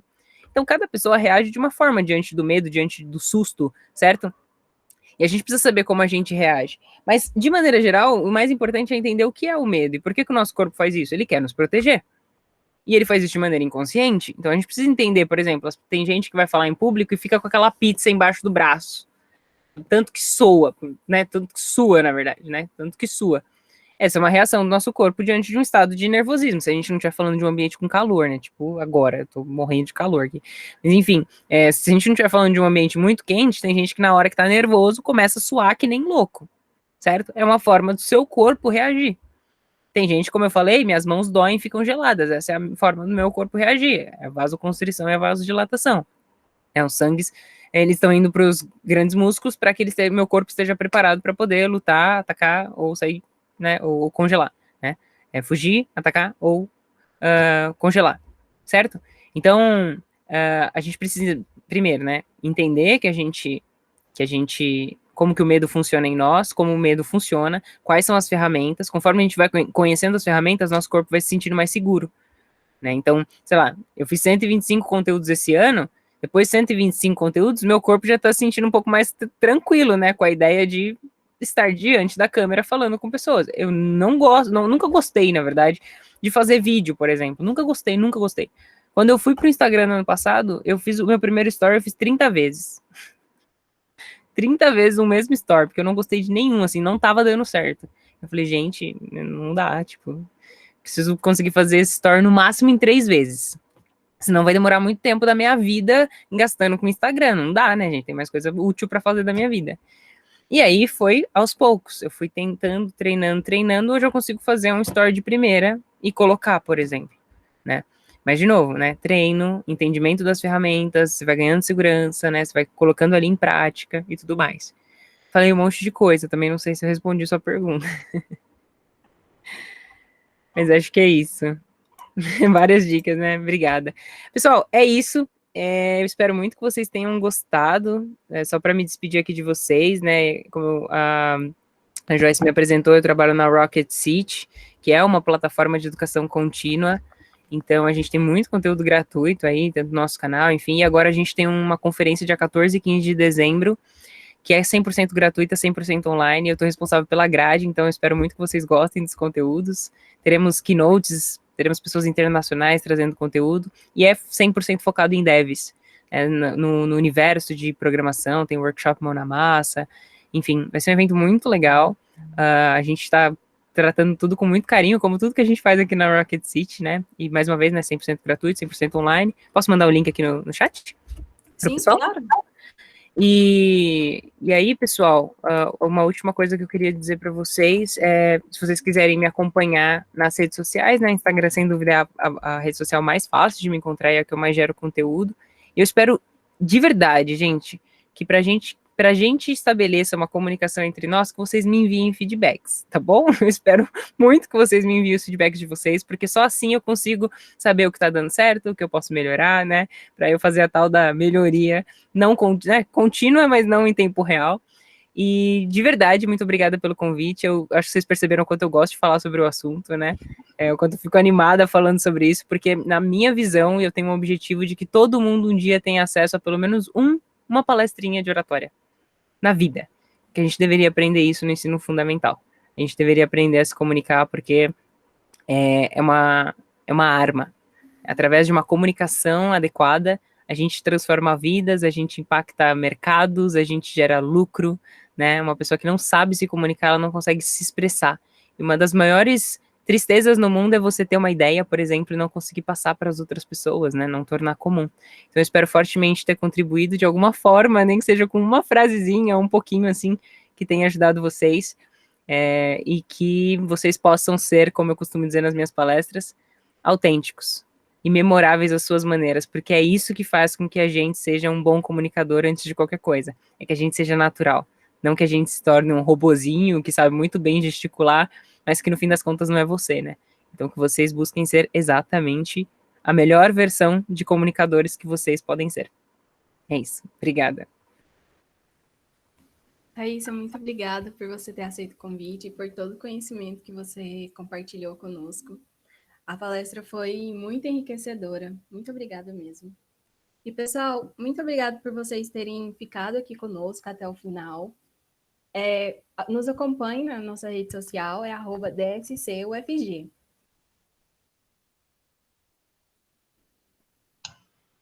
Oi, eu de novo aqui falando. Eu queria agradecer muitíssimo a sua presença, sua participação, viu, Thaísa? E agradecer o Wendel, eu anotei porque já falei que eu sou do protocolo, né? Gosto de fazer protocolos. Quero agradecer aqui, então, a Joyce, que organizou, a ideia dessa live de hoje foi da Joyce. Ela é uma estudante de engenharia de software da qual eu me orgulho muito de estar acompanhando o desenvolvimento pessoal e acadêmico dela, assim. Não vou falar muito, senão eu começo a chorar.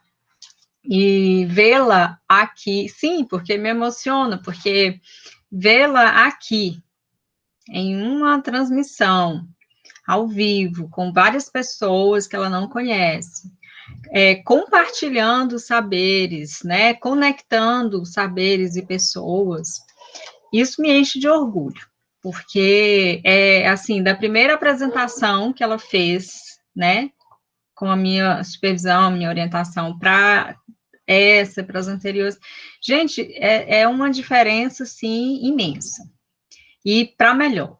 Então, parabéns, Joyce, obrigada. O Wendel, obrigada. Mais uma vez, bem-vinda à equipe Educação Digital. Agradecer a cada uma de vocês que vieram, que ficaram até agora, os que tiveram que sair, mas agradeço mesmo assim. Ao Comunica Inf, que foi quem veiculou, quem divulgou, quem fez, né, a divulgação das artes, dos links, o NRC, que disponibilizou-se a fazer essa transmissão, o Hugo, que esteve aqui conosco, né, que está aqui nos acompanhando, nos dando todo esse suporte, que depois postará o vídeo lá no YouTube. E agora eu quero aproveitar para, como se diz, fazer propaganda, fazer o meu marketing. Eu queria falar para vocês sobre os projetos, as ações da assessoria educacional. O Instituto de Informática, que eu conheço, que eu saiba, é a única unidade acadêmica da UFG que tem uma assessoria educacional. A assessoria educacional do INF, ela é, por enquanto, composta apenas por mim, de servidora, né, mas tem a presença dos e das estudantes do INF, que essa presença, ela é, assim, muito significativa. Tem entre eles a Joyce, e tem muitos outros, são um total de 23 estudantes, de diversos cursos, tem estudantes da letras, desenvolvendo e planejando ações. E aí, o que funciona nessa assessoria educacional? Vou aproveitar para falar aqui, porque tem muita gente do INF, tem o professor Alisson, nós nunca tivemos a oportunidade de conversar antes, então eu vou aproveitar para falar, para ajudar a divulgar mesmo, porque eu vejo... eu recebo muitos estudantes, muitos e-mails, que agora a minha sala é aqui, na minha casa, no meu escritório, na minha casa. Mas quando a gente não estava, em época de pandemia, a minha sala, 111, ficava quase sempre com a porta aberta. Então, os estudantes iam lá, precisavam de alguma coisa, iam lá, obrigada, Thaisa, não tem problema. Aí, obrigada, eu queria só fazer esse link aqui com o pessoal, mas muito obrigada por estar aqui, não tem problema, já está tarde. É rapidinho também, pessoal, não vou, são 3 minutos, eu encerro. E assim, dos projetos, o programa Educação Digital, que foi pensado de acordo com os PPCs dos cursos, né, do Instituto de Informática, e os projetos que estão a ele relacionados. Dentre eles, é o algoritmo literário, que são aquelas estantes de livro que vocês já devem ter visto lá no Instituto de Informática, com certeza. Lá, inclusive, tem um livro, Linguagem Corporal. As rodas de leitura, que acontecem agora, está tudo acontecendo via remoto, né? As rodas de leitura, que acontecem mensalmente, basta vocês acompanharem. O algoritmo cinematográfico, que são os filmes que os alunos estudam, assistem em sua casa, em seu tempo, e depois a gente conversa sobre esse filme. Esses filmes normalmente estão conectados ao universo da tecnologia, ao universo que eles chamam de universo nerd. As lives, a gente tem da assessoria, a gente tem live a partir de abril, eu acho. A gente fez a nossa primeira live, e os assuntos são os mais variados. Tem o workshop, um desses assuntos é o workshop do professor Neto, psicanalista, que é Aprenda a Aprender.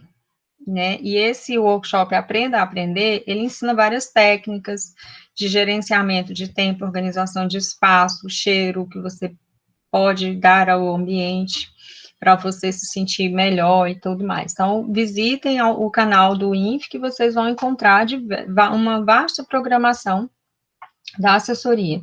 Tem as rodas de conversa com psicólogos e psicanalistas que acontecem semanalmente às quartas-feiras, das 10 às 11 horas, pelo Google Meet. O objetivo da roda de conversa é justamente fomentar essa capacidade, essa habilidade de comunicação entre os estudantes, que foi uma coisa que eu percebi logo que eu cheguei, essa dificuldade. E tem um momento cuidado de si, que é um momento de meditação, de reflexão, de autoconhecimento, que acontece às quintas-feiras, das 19 às 20h30 também, pelo Google Meet, que é inclusive em parceria com o Instituto Federal do Rio Grande do Sul. E aí tem as outras atividades, mas que não são, não tem como público-alvo estudantes do INF, né? São projetos de extensão que os estudantes atuam como professores, como monitores. Então, é isso que eu queria falar para vocês, agradecer, e dizer que na próxima semana a gente vai ter a última live do semestre, e vai ser justamente esse workshop do professor Neto, do psicanalista Neto, Vida Equilibrada, para a gente terminar o ano, o calendário e o semestre letivo. E a gente vai disponibilizar depois um formulário para vocês dizerem os assuntos que foram abordados, né? Quais deles foram melhores, o que vocês acharam melhor, né, de a gente falar, e qual vocês sugerem que a gente fale. Então, é isso, peço desculpa pelo adiantado da hora e por eu ainda estar falando tudo isso aqui no ouvido de vocês que já querem ir embora. Muito obrigada. Obrigada, pessoal. Então, o evento de hoje está encerrado.